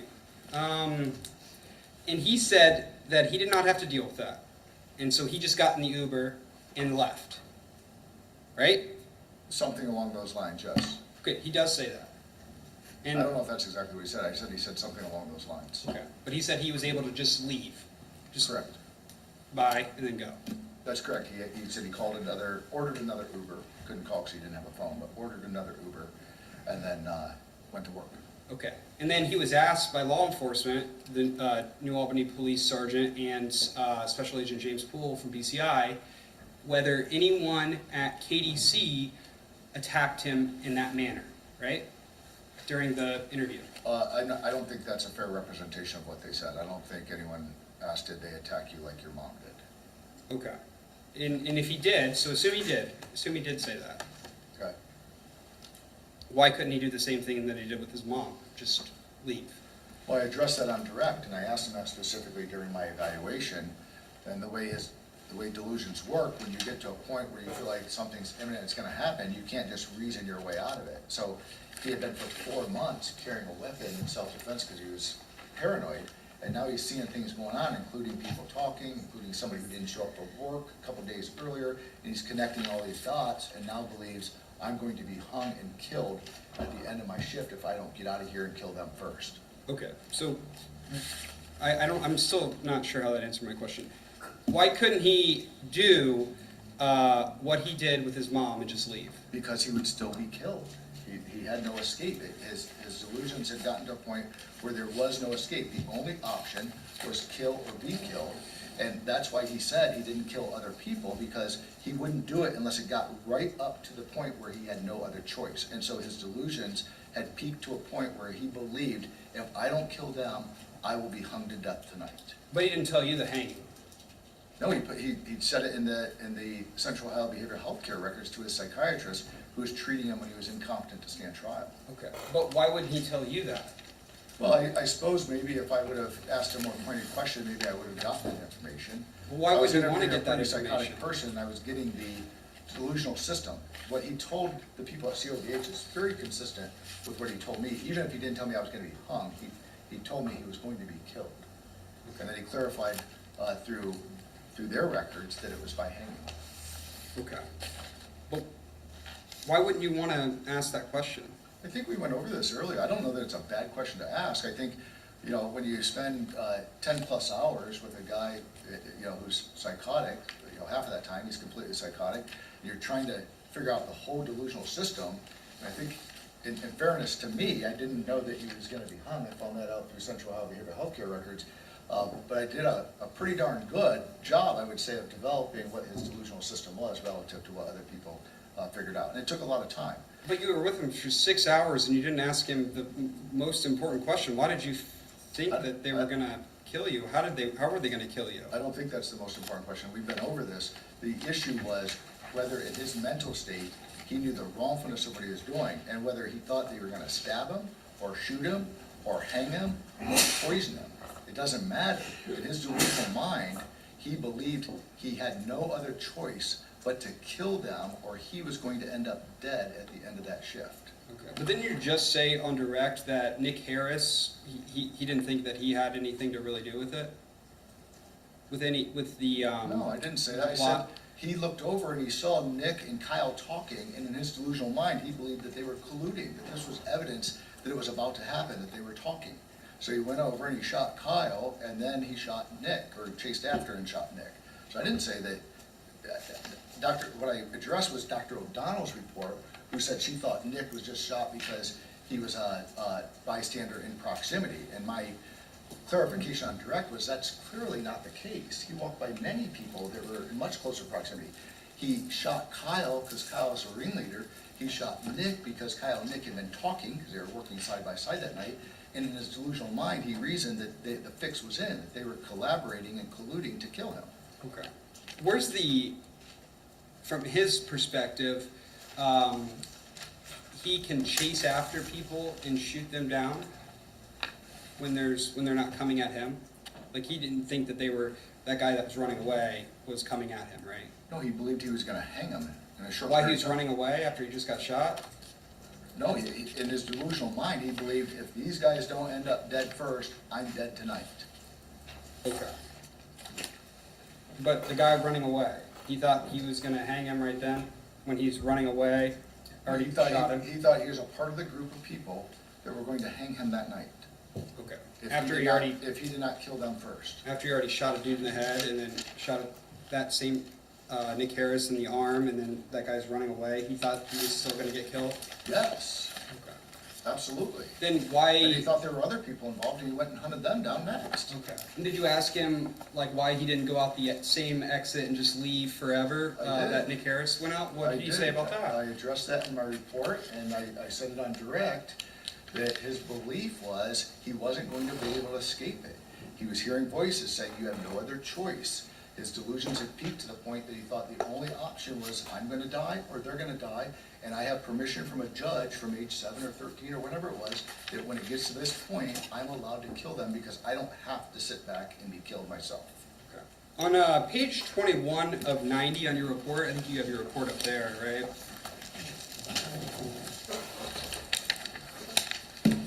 You said that if it was in all uppercase, then that indicates that it was the delusion, right? No, that's not what I said. What did you say then about that? What's the uppercase mean? Then that's what he said was different on 12/31/25 relative to what he told me in April of 2025. or he clarified that it's his same answer. So sometimes I might say, you know, that's correct, or that's true. So the uppercase just clarify what he said in December of 2025 relative to what he had previously said in April of 2025. Okay, so when he claimed that his entire family have substance abuse problems, he said that that was not true, right? That's correct. Did you look into that at all? No, I did not. Okay. So you don't know if that's actually true or false, or? I suspect that it's not a true statement that all of his family had substance abuse problems. No, but doesn't he clarify and say just my grandma or something of that nature? He did. Okay. He doesn't say anyone else, right? That's correct. So that makes it seem like I was saying it before, everyone, now I'm just saying one person in my family. That is correct. Okay. What happens if there was other people? What's your question? Other people that had the problems. He's not, you know, maybe his mom that has a What substance is your abuse issue. question to him? Well, he's saying different things at different times, and it's Who are you referring to as he? Mr. Foster. Okay. He's saying one thing at one time, another thing at another time. Dr. Stinson's making a point to highlight or, you know, uppercase the things that were different. Okay, so what's your question? It wasn't clear to me, that's why I'm Yes, sir. asking you to clarify the question you have for Dr. Stinson. Okay, so at the beginning, he said, all my families have these problems. Correct. And then he's just saying, just my grandma. That's correct. Okay. And he said, no one else. That's correct. Okay. How many other times throughout these conversations, you know, with him, are there, you know, differences that you don't really look into? Well, I think you're taking something a little out of context. The reason this is important, the reason this is maybe relevant, is he claimed previously that his mom was a fentanyl user and was doping him with fentanyl and amphetamines and cocaine in an effort to kill him. I had a strong suspicion that that was delusional. I didn't About the tell him fentanyl? about it, but then he tells me in December when he's clearer, yeah, that's not true. Not everybody was drug addicts, and he goes on later to say, no, my mom wasn't drugging me. I believed she was, but she wasn't. So it's not that I'm trying to determine factually, is it true that mom, uncles, aunts, cousins are drug users? I'm trying to discern the difference between his thinking in April and his thinking in December. But you didn't want to, like, confirm, like, what's true, what's not. That's not your goal? When it comes to whether or not he has a distant cousin that's a drug user, What about his mom, who's the one that was allegedly giving him fentanyl? Wouldn't you want to know whether she's a fentanyl trafficker or an attempted fentanyl trafficker? no, he told me she was actually, and I did not find any public records to suggest that's true. He Oh, did. I looked it up this morning, it was pretty easy. And you found the On a public records? public website. Okay, so he claims that she was doping him up with fentanyl. I don't see any evidence for that. He later says, no, that wasn't true. I had the misbelief about that. I in fact believe she was poisoning me with a whole bunch of drugs. Okay. But you also didn't think that she had anything to do with fentanyl at all, right? You said you couldn't find it. I didn't see anything. Sustained. So let's talk about marijuana. In your report, you note that he may have a mild cannabis use disorder, right? Correct. Okay. What is cannabis use disorder? So, I think I said on direct that he doesn't really meet criteria for a substance use disorder. I may have said in my report that it's possibly has a mild substance use disorder. There's 11 criteria. If, for example, he's used more than he wanted to, and he's had a craving, that would be enough to say he might have a mild substance use disorder if he meets 2 of the 11 criteria. But there's no evidence to suggest that it actually interfered with his functioning. So that's why I say he doesn't really have a substance use disorder. He was using, but there's not strong evidence he has a substance use disorder per se. Okay. So you looked at State's Exhibit 47, which is Forward Health Records. You looked at those, right? I got those for you. I did. Okay. And just a couple months, prior to this, he was diagnosed with severe cannabis use disorder. He was. Okay. And so does that just go away? I didn't see any documentation on the records to support that diagnosis. Oh, I can show you. Okay.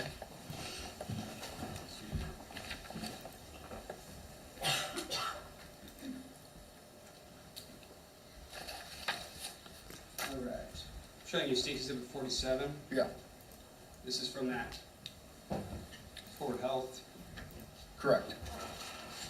So you just looked at some of the records, not all of them, or? No, you're misunderstanding what I said. I said he was diagnosed with it. I said, I don't see any support for that diagnosis.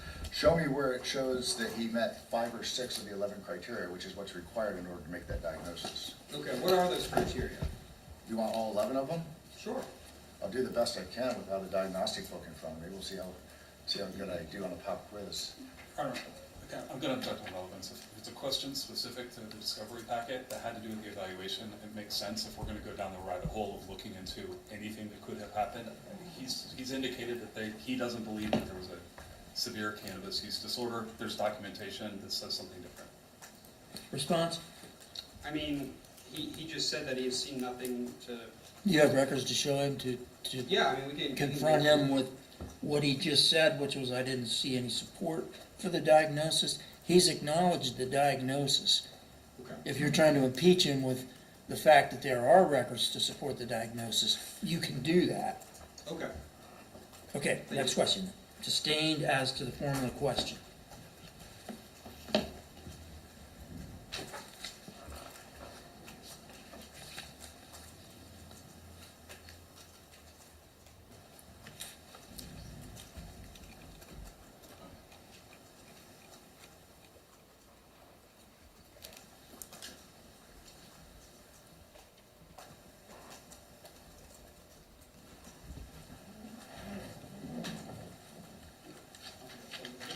One second.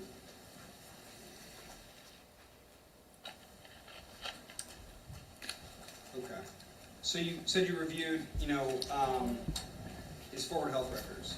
Correct. Okay. And so I was trying to ask you questions about, what are the things that a doctor or psychologist or, a clinical advisor would look at to determine whether or not someone has a severe or any type of cannabis use disorder? Correct.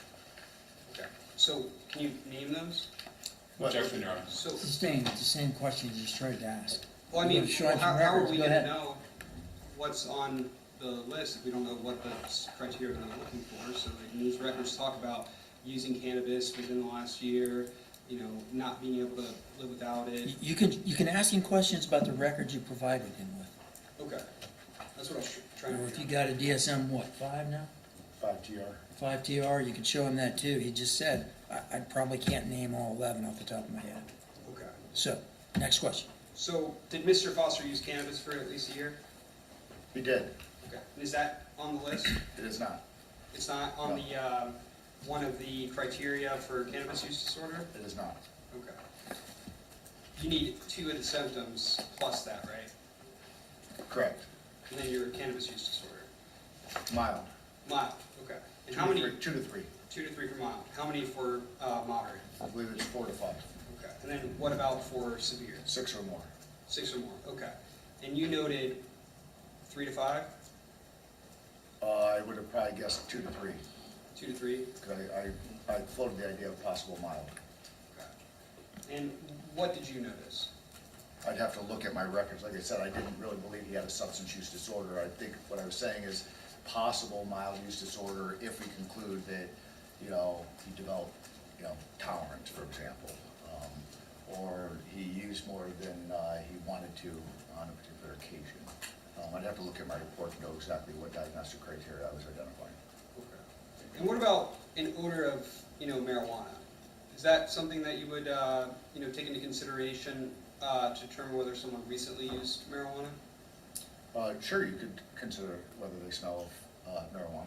Okay. Do you know how long marijuana lingers on a person's clothing? I don't. Okay. Did you ask him when he last smoked marijuana? I did. And what did he tell you? The morning before he went to work on the day of the shooting. Okay. And would you recommend, marijuana for an individual that has symptoms of schizophrenia? I would not recommend it, no. Why is that? For all sorts of reasons. One is, I don't know that it's gonna help his schizophrenia. I suppose it could possibly cause problems. I also just don't know enough about the benefits of marijuana. Certainly, to my knowledge, it's not proven effective for schizophrenia. Okay. Can it exacerbate schizophrenia? It could, if, maybe somebody wasn't paranoid, but then they used marijuana and they became more suspicious. That's an example of how Okay, it what could. if they're already paranoid, could it increase their paranoia? Not likely, if they're already to the point where they're, and I'm thinking about in this case, if they're already to the point where they have like a systemized paranoid delusion, arguably the marijuana might relax them or, calm them down, but I wouldn't recommend it. There's other better ways to relax them and calm them down than using marijuana. Okay. But the marijuana is not gonna make him more paranoid than he was based on his delusional system that he already had. Okay. So you're saying there's no chance whatsoever that marijuana could increase paranoia for Mr. Foster? I'm saying he was already so paranoid that he was beyond the level of paranoia that marijuana is gonna cause. His illness caused more paranoia than the marijuana can. Okay. What is ego dynastically? What does that mean? If someone I think you probably mean ego dystonic. ego dystonic, what does that mean? I mean, somebody, something's happening, or they're having a thought, or they're doing something that's inconsistent with what makes them feel comfortable. So if I have to do something and it runs counter to what I want to do, then that would be ego dystonic. If I have to do something and I feel good about it, or something that's consistent with what I want to do, that would be ego systemic. Okay, so if I think killing people is wrong, ego, and then I kill someone, and I feel bad about doing it, is that ego dystonic? Correct. That's a good one, good example. Okay, and so Mr. Foster was feeling bad that he had to kill someone? I believe that his actions of killing and shooting people was very ego dystonic for him. Okay. And so that means that internally he thought it was wrong? No, that means he didn't want to do it. Go back to my home invasion example. I don't want to shoot somebody, but if they come in my house and I feel like I have to, I might do it. I could feel very ego dystonic about it. I might even have PTSD about it. I didn't want to do it, but that doesn't mean that I thought it was wrong to do. In fact, I very much thought it was right to do. I just preferred I not have to. Okay. And we can agree that a home invasion is different than, a trespasser situation, right? I'm not sure what you're getting at, but they could. In the context of what you're talking about, which is self-defense, you just said that. In my situation at my home, you said. I wasn't talking about might be- self-defense. I was trying to illustrate something that's ego dystonic. I might do something that I feel is right to do, but I still might not feel good about having done it. That doesn't mean I thought it was wrong. It just means I wish I didn't have to be in that position to do it. Okay.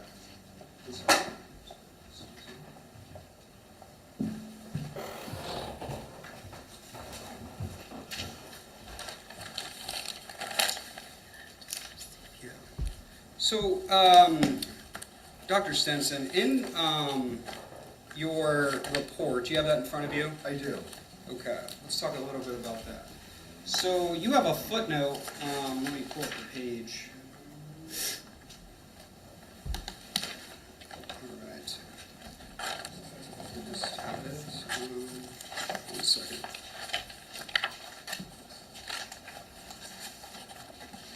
You had a footnote that you spoke with me, right? On page 16.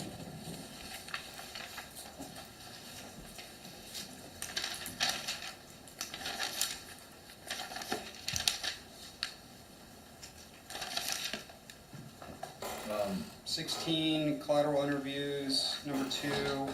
I think that footnote says we had email communications. I had said earlier that we spoke by telephone. Okay.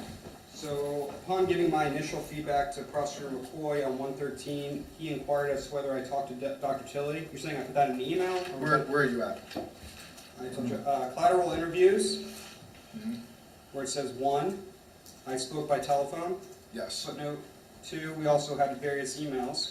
And Correct. then you say, footnote 3, I spoke by telephone with Dr. John Tilley. Correct. 3. Okay. Could you read footnote 3 for me? Yeah, it says Dr. Tilley is a psychologist who was retained by defense counsel in this matter. Upon giving my initial feedback to Assistant Prosecuting Attorney Tyler McCoy on 11326, he, Mr. McCoy, inquired as to whether I had talked to Dr. Tilley and whether his, Dr. Tilley's, opinion was the same as mine. I had not talked to Dr. Tilley, but I and Mr. McCoy, agreed it might be helpful and would not be inappropriate to do so to determine if Dr. Tilley had any information that I did not, and or if he had reached an opinion that was inconsistent with mine. Okay. And so you received an order from this court on November 20th, 2025, indicating that you were to complete a mental health evaluation at the time that he committed the offense, right? I received the order, I'll take your word for on the date. So if the order says that it was granted on 11/20/2025, I probably emailed it to you pretty soon thereafter. That seems fair. Okay. And in that order, it also talks about the defense contacting Dr. John Tilley. Okay, Okay, let's assume that it does, because it Sure. does. But so at that point, you would have read that order, right? that's correct. Because you got to figure out what you're going to do. Sure, Okay. And so at that point, you would have been on notice that Dr. John Tilley was going to be a part of this case, right? that's fair, yes. Okay. And you testified on direct that you had a partnership with Dr. John Tilley at Forum Ohio LLC? Previously I did, yes. Okay. And you said that that ended in 2023? I think it was 2023. It could have been September 2024, but I think it was September 2023. Okay. You're just not sure that 23, 24 sometime? No, I just literally can't remember if it's been 2 or 3 years. Okay. And you created it in 14, Correct, Forum Ohio? correct. Was Dr. Tilley's signature on that, the creation of that? Which actually relevant. Yeah, we're ahead of you. They tried to draw the sting, and I'm just going to go into it. How, I mean, we weren't, this was never disclosed to us. okay, overruled, go ahead. All right, so let me pull it up. What are you showing? I'm going to show him the paperwork. He said, I'm not sure where he signed it.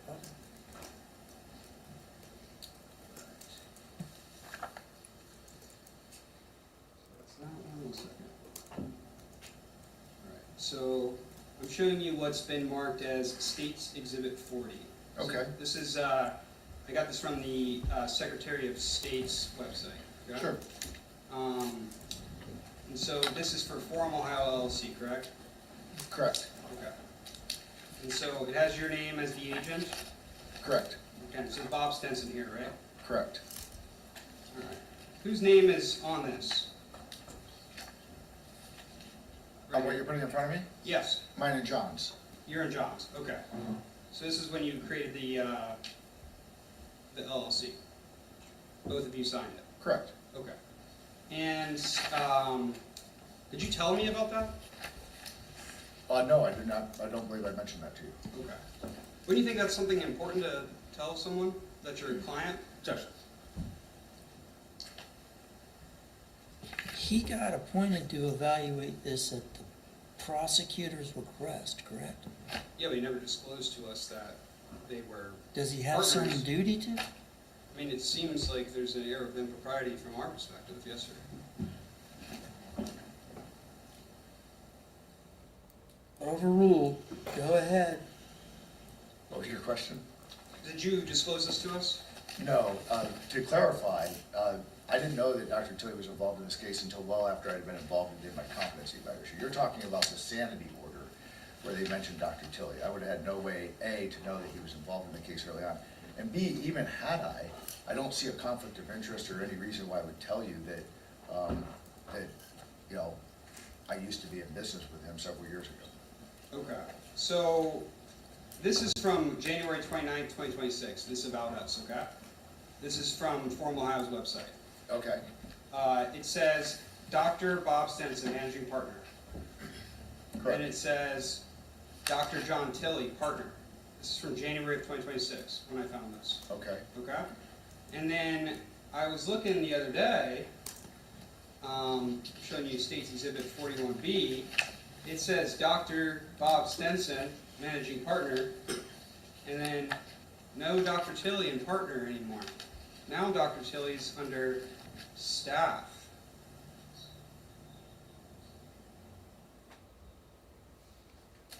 Wow, I think it's at the very bottom now. Dr. John Tilley is It's no longer alphabetical. partner. It's alphabetical. Okay, but he's not partner anymore, right? He hasn't been a partner for several years. Okay. And so, you just now changed your website though, right? Objection, relevant. Over, Yeah, it looks like it was recently updated probably because We started a new year with new students and new fellows, and they get added, and then the webmaster probably update it. I don't update the website. Okay, so it wasn't, In fact, I think on the homepage of our website, we still have stuff from COVID in 2020. It's probably due for an overhaul. okay, so it wasn't just now, updated recently? No, I think it was updated when the new students and fellows started, probably after July 1. Okay, so when I did a little Java search or a command search, it looks like it was updated on August 3rd, 2026. Objection, Your Honor. I think this is testimony coming in the form of a question. You know when it was updated? I don't. Okay. Next one. So if this shows that it was updated on August Objection. 3rd, 2026, would that be a reason, you said it was after July 1st, 2026? Yeah, I'm speculating, but I assume what happened is we had a new round of students and fellows, and somebody in the office sent our webmaster their bios, and probably looked at it and said, oh, by the way, you need to move John off of the top because he hasn't been a partner in years. Okay. It wasn't because of this trial? No, I don't, I literally have nothing to do with the website, Okay, thank you. other than, I guess I pay the bills. All right, nothing further. Redirect.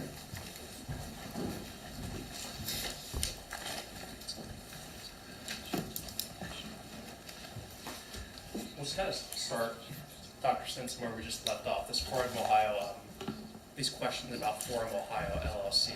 The thing that I heard from your cross-examination testimony, and what I heard when I was asking you questions, is that John Tilley used to be a partner with Forum Ohio, right? That's correct. Used to be, which means predating this case. That's correct. Used to be predating Bruce Foster committing the acts that he did on February 4th, 2025. That's correct. Okay. And he had not been a partner for over a year, correct? A year or two.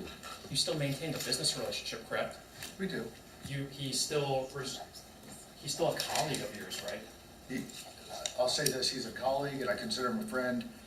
I don't think he's done any work for Forum Ohio since he left, but he's allowed me to consider him a potential independent contractor. He's basically said, look, I don't want any work because I'm busy. That's why I got out of being a partner in the first place. But if you ever find yourself in a jam and you need a little extra help, feel free to call me. Okay. The state retained you, right? That's correct. They paid you money to write this report, right? They did. And then you gave them your CV, right? They did. And on your CV, it's conspicuously listed at the top. Forum Ohio LLC, correct? That's fair. So it's out there that Sure. you own or that you are affiliated with Forum Ohio LLC. Yes. Dr. Tilley hasn't been involved in Forum Ohio LLC for several years at this point, correct? Correct. And predating this case. Correct. Okay, glad we can move on from that topic. But what I'd really like to get back to is where Mr. McCoy started off with psychology being a soft science. Find that condescending. Yeah, I think I took it with a grain of salt. I get, where he's going with that. But there's good science behind psychology. Okay, so you can't just plug in Bruce Foster or me or Judge Brandstool into a machine and then it just projects what's going on in your mind at that time, right? Right. It doesn't just project hey, you're schizophrenic, hey, I'm bipolar, hey, I've got cannabis use disorder, right? Correct. It takes talking, right?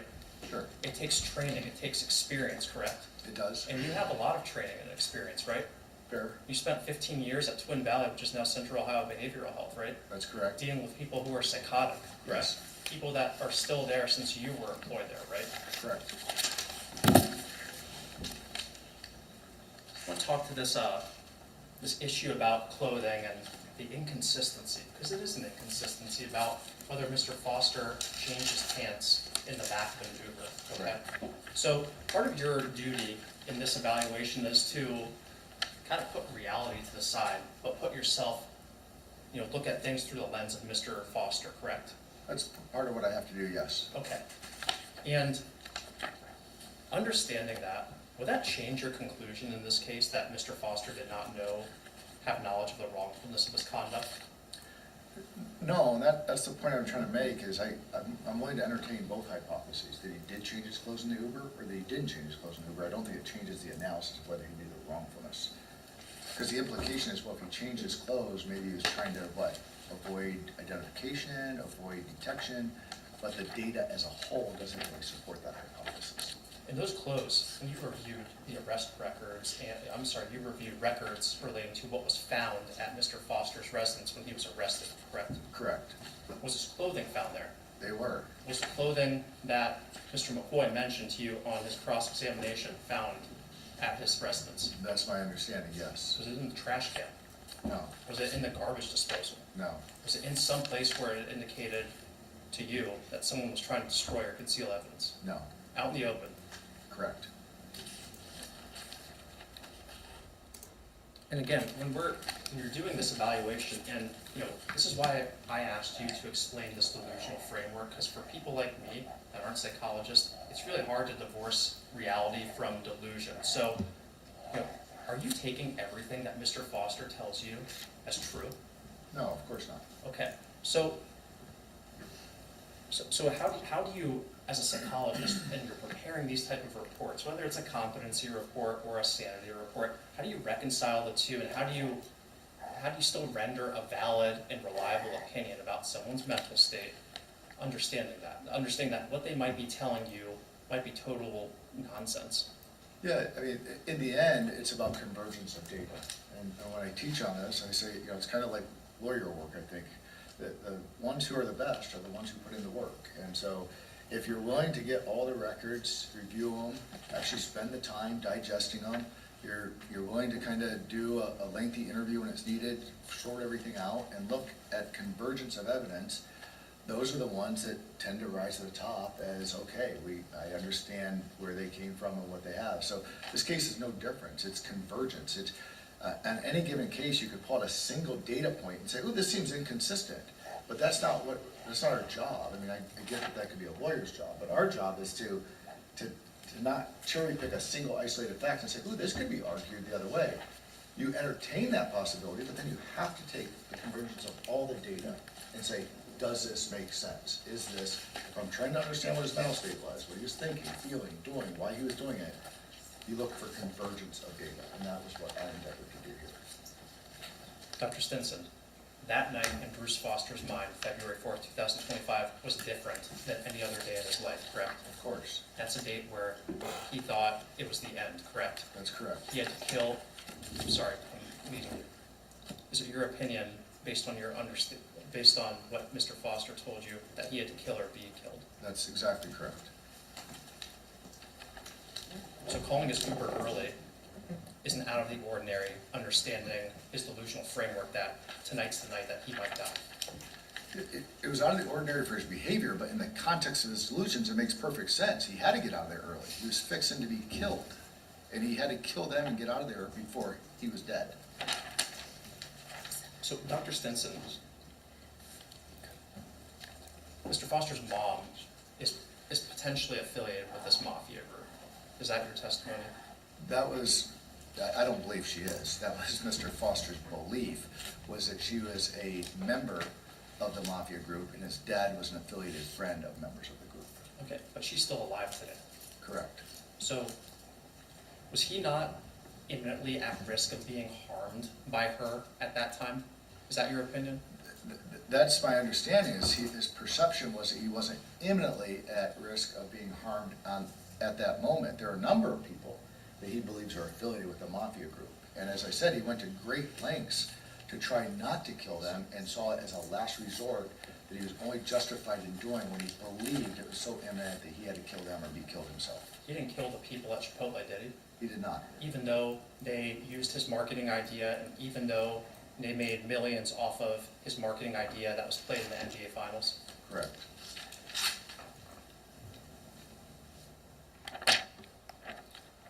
Mr. McCoy made a great reference that you didn't ask more about why he thought he was going to be hung, why Mr. Foster thought he was going to be hung at work at KDC. But you reviewed records as part of your job in doing this case, right? I did. I mean, I think the first several pages of your report contains a summary of every record that you reviewed, right? That's correct. And so you rely on the validity of those records, especially if they're coming from an institution like COBH, which you previously worked for, correct? That's correct. Did you have any reason to question Dr. Smith's report, or the psychiatrist's report from COBH that referenced Mr. Foster being in fear of being hung at work?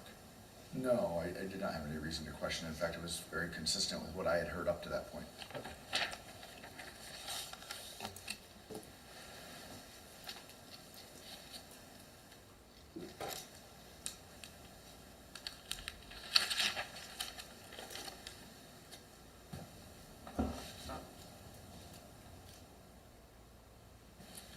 I'm going to address a question Mr. McCoy asked you about adrenaline, because Mr. Foster looked wide-eyed. Do you recall that? I do, And you recall reading about that in the records, right? yes, Like he had like an impulse to use force or an impulse to kill someone, correct? correct. And that the actions here are grisly, correct? Sure. So, could he be wide-eyed because of adrenaline? He could, Could he be wide-eyed because he's psychotic? he could, Is there good evidence that he's psychotic? yes, Is there a track record, years' worth of evidence that he's psychotic? correct, yes, Is there prior diagnoses pre-existing this case that he had not only been pink slipped twice, but also diagnosed with severe mental diseases? yes, Schizophrenia, yes, bipolar disorder. yes.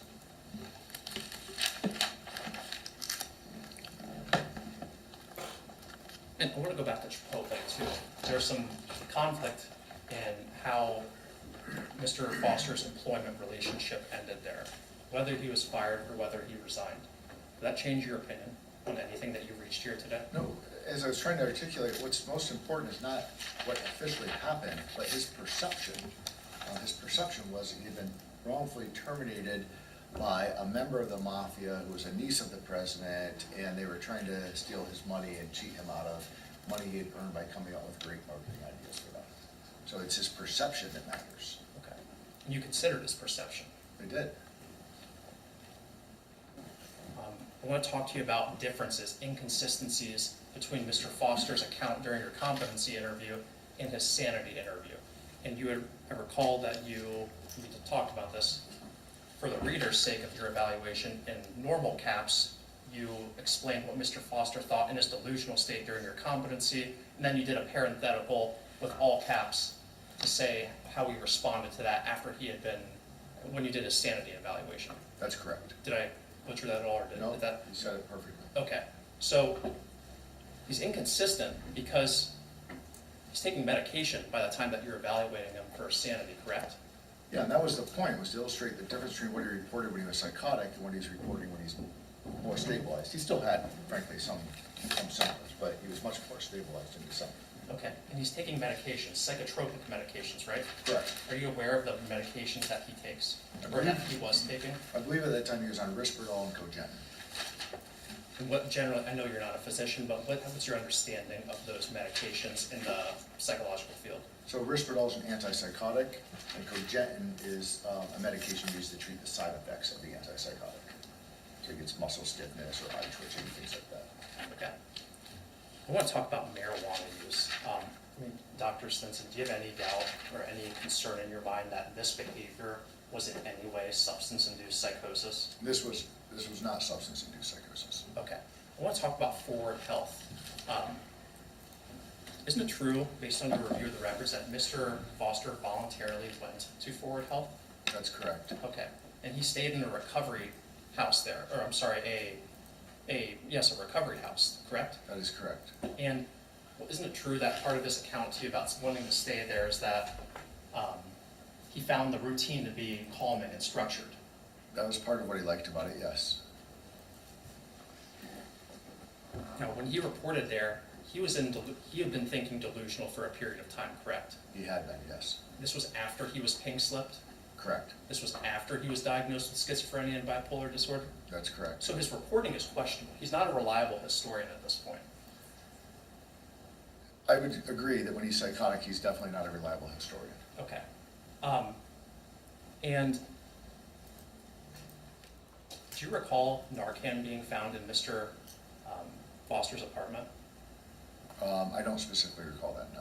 Do you recall any evidence in reviewing the several documents and videos in this case that suggest that Mr. Foster has a drug problem outside of using marijuana? I did not see that, no. Do you find paraphernalia, needles, pills, a spoon to cook up heroin or fentanyl? I did not see that in the records, no. Okay. So his reporting of his drug use is questionable to Forward Health at that time, correct? I'm not sure I'm following the question. Is reporting to Forward Health? Yes. Well, it's questionable. I wouldn't attribute necessarily to a psychosis. It's also questionable because he was looking for housing. Okay, and So I, he was trying to get housing, all right, so he was trying to get housing, correct? correct? Was he homeless at the time, or struggling to, didn't have like a stable place to call home? Correct. All right, and let's step back a little bit. Mr. Foster had delusions about his mother, correct? He did. What were those delusions about his mother, what his mother was trying to do to him? Well, there are many, but the most salient ones are that he believed his mother had previously tried to kill him, tried to poison him, believed that she had previously killed one of his cousins and another person, and believed that she was a part of the mafia that was plotting to kill him, and that she was cooperating with them, and in doing so, trying to manipulate him so that he could end up dead. Okay. What about putting drugs inside his food or drinks, or trying to give him drugs? Right, he believed that she put drugs inside of his drinks, he believed that she had put semen inside of his drinks, all in service of trying to kill him. Okay. Finally, Dr. Stinson, just, about your interactions with the state in this case, that's kind of where we left off, to go back to that.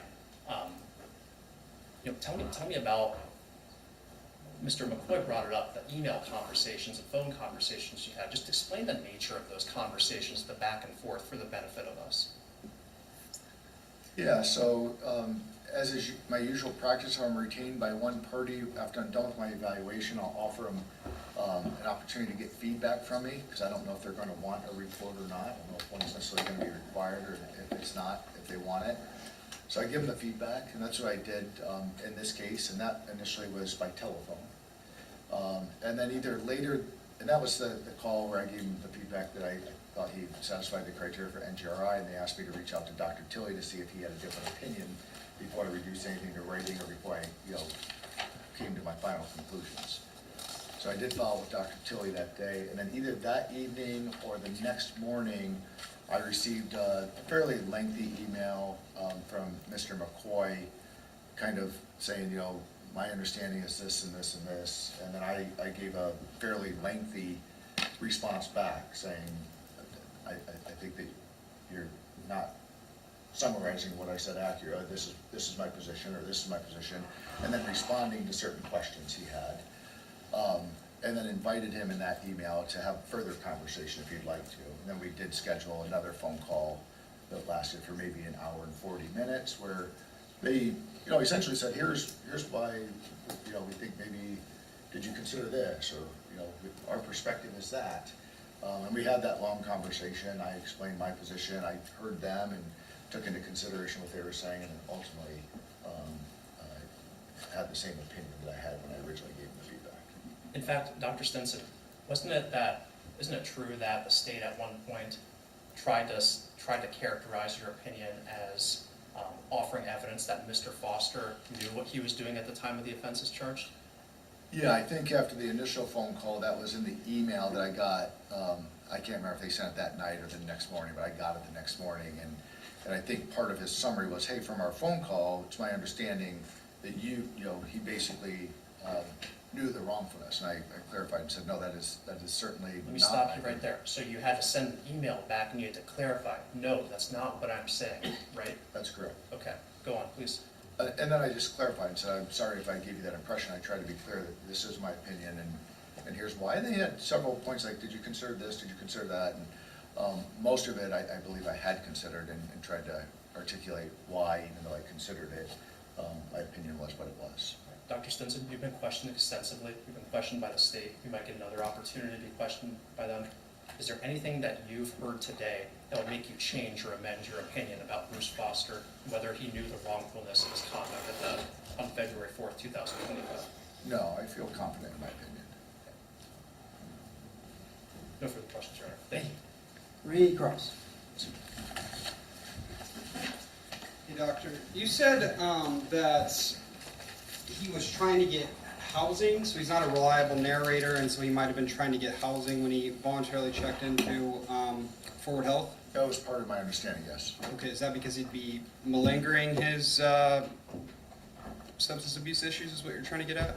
I don't know if I'd say he was malingering. I think what he said is, even though he didn't believe he had a substance use problem, he was willing to go into a substance abuse program and follow their program in exchange for the housing. Okay, so not like overstate his particular substance abuse issues that he has? Yeah, I don't think he did. As I said, in my review of the Forward Health records, I didn't see him endorsing symptoms that would substantiate the diagnosis they made. I think he went there and said, I'm willing to accept your program and go through it. But as I said, in the Forward Health records I reviewed, I didn't see them document the criteria that would be necessary to make that diagnosis. Okay, and you said that, what about, losing someone's housing? Would that create potential desperation, would you say? I think it could. Okay, and you said you watched Mr. Foster's interview with the police, right? I did. Okay, and what did he say his biggest problem was to the police? I don't recall specifically as I sit here that he identified his biggest problem. Okay, so you don't remember? Not as I sit here right now. Like a single biggest problem. Yeah. I don't recall that. So he didn't say his single biggest problem was people trying to kill him? Rejection, ask and answer. Sustained. So you don't remember? Would No. watching He the said video? that 3 times now. Okay, He can I show said him the that he video then? doesn't remember what you asked. Can I show him the video? Sure. Yeah, go ahead. I'm going to show you C629.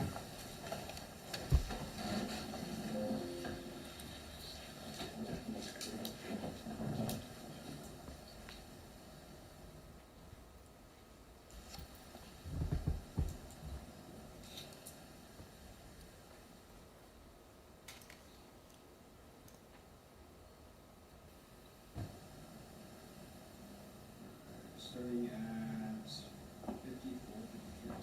I was offering to you, obviously you don't feel that way and I understand it, but what I was offering to you was a hand to help you out of that hole Okay, and that's why we're here right now. okay, my biggest problem is finances. And I don't want it to sound selfish or greedy, but I'm at zero, man. These last dollars I gotta eat with it, man. I have to eat with it. And like I said, I'm in the worst cycle ever. I had to order an Uber just to get to work, just to get paid, just to spend it on an Uber, just to go back to work, just to get paid. All right? That's every 14 days. My rent is due every 30 days. That's unacceptable when I've already put in too much work, man. I don't deserve the BS, man. Have you explained this to anybody in work? I explain. All right, what did he say? He said his biggest problem was finances, and they went on to explain I don't deserve this BS. Okay, and so, did you hear him say it's people trying to kill him? That's his biggest problem? I did not hear him say that, no. Okay. But he told you something different? No, I think he didn't tell me what his single biggest problem was. Surely, what he told me is very consistent with what he said there, that people, he was entitled to a lot of money because he was giving people financial advice, because he's a marketing strategist, because he cured diseases, and he felt like he was being ripped off. And contextually, what we're missing here is he believed the mafia was responsible for all this, and they were planning to kill him. Okay. But when he was asked this question by the police, he could have provided all of that information, right? I think if you watch the hour and 48 minutes, he certainly provided information that he believed people were trying to kill him, and that he says in here that he's a doctor, that he's an accountant, that he's a financial expert, that he's a marketing strategist. He says all that stuff. You have to listen to all hour and 48 minutes, and you'll get the delusions that are there, including the fact that he thought he was going to be killed. Okay. And he said people on the streets were trying to get him in this interview. Yeah, I think he thought people all over the place were trying to No, get him. but he specifically says people on the streets. Yeah. Okay. Is KDC the streets? I don't think he said only people on the streets. So if he said, who's trying to, kill you, I'm a target, a lot of people want me to die, people on the streets is what he says. Yeah, I don't think he said only people on the streets. He thought his mom, he thought his employer, he thought his coworkers, he thought all sorts of people were going to kill His him, and had coworkers? tried. Are his coworkers people on the streets? I assume they're free and on the streets. I assume they're, I don't know that they're not. When we're in KDC 1, are you on the streets? Objection. Objection. Sustained. Okay, nothing further. Doctor, I ask a question. Did you review the video of Mr. Foster at the vending machine area? I did. Did you make any note of his behavior there? I did. What was it? He seemed to be, it's hard to know because there's no sound, so I don't know if he's talking. One hypothesis would be that he was experiencing internal stimuli, maybe hearing voices or maybe having his own thoughts. And he seemed to be potentially agitated. It's hard for me to know exactly what was going on without sound, but it was interesting behavior, not inconsistent with someone with his mental illness. Okay. Recross based on my, or redirect based on my question. Yes, Your Honor. Mr. Foster, what was his attire when you saw that video that the court just referenced? Oh gosh, I think it was in the middle of his work. I think he was in his work clothes, if I remember right. Was he wearing anything that was covering his face? To be honest, I really don't remember. Your Honor, I don't have any additional questions. Recross based on my question. Okay. Are you aware that some people like rap to themselves? I am aware of that. Okay, so could he have been rapping to himself? It's certainly a possibility. Okay, so if there's other people that said that he sometimes raps to himself, so he could have been doing that same exact thing at that time. Certainly a hypothesis. Okay, nothing further.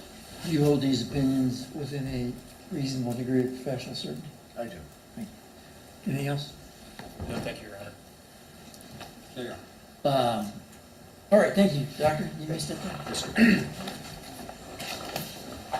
Let's see, counsel, it's about 5:10. I understand the next witness will be ready to go 9 a.m. tomorrow morning. Correct, Your Honor. Yes, Your Honor. All right. Anything further before we adjourn? No. Okay, 9 o'clock. I've got a couple things early, so we'll resume at 9 o'clock. I'll see everyone then. Thank you, Your Honor. All rise.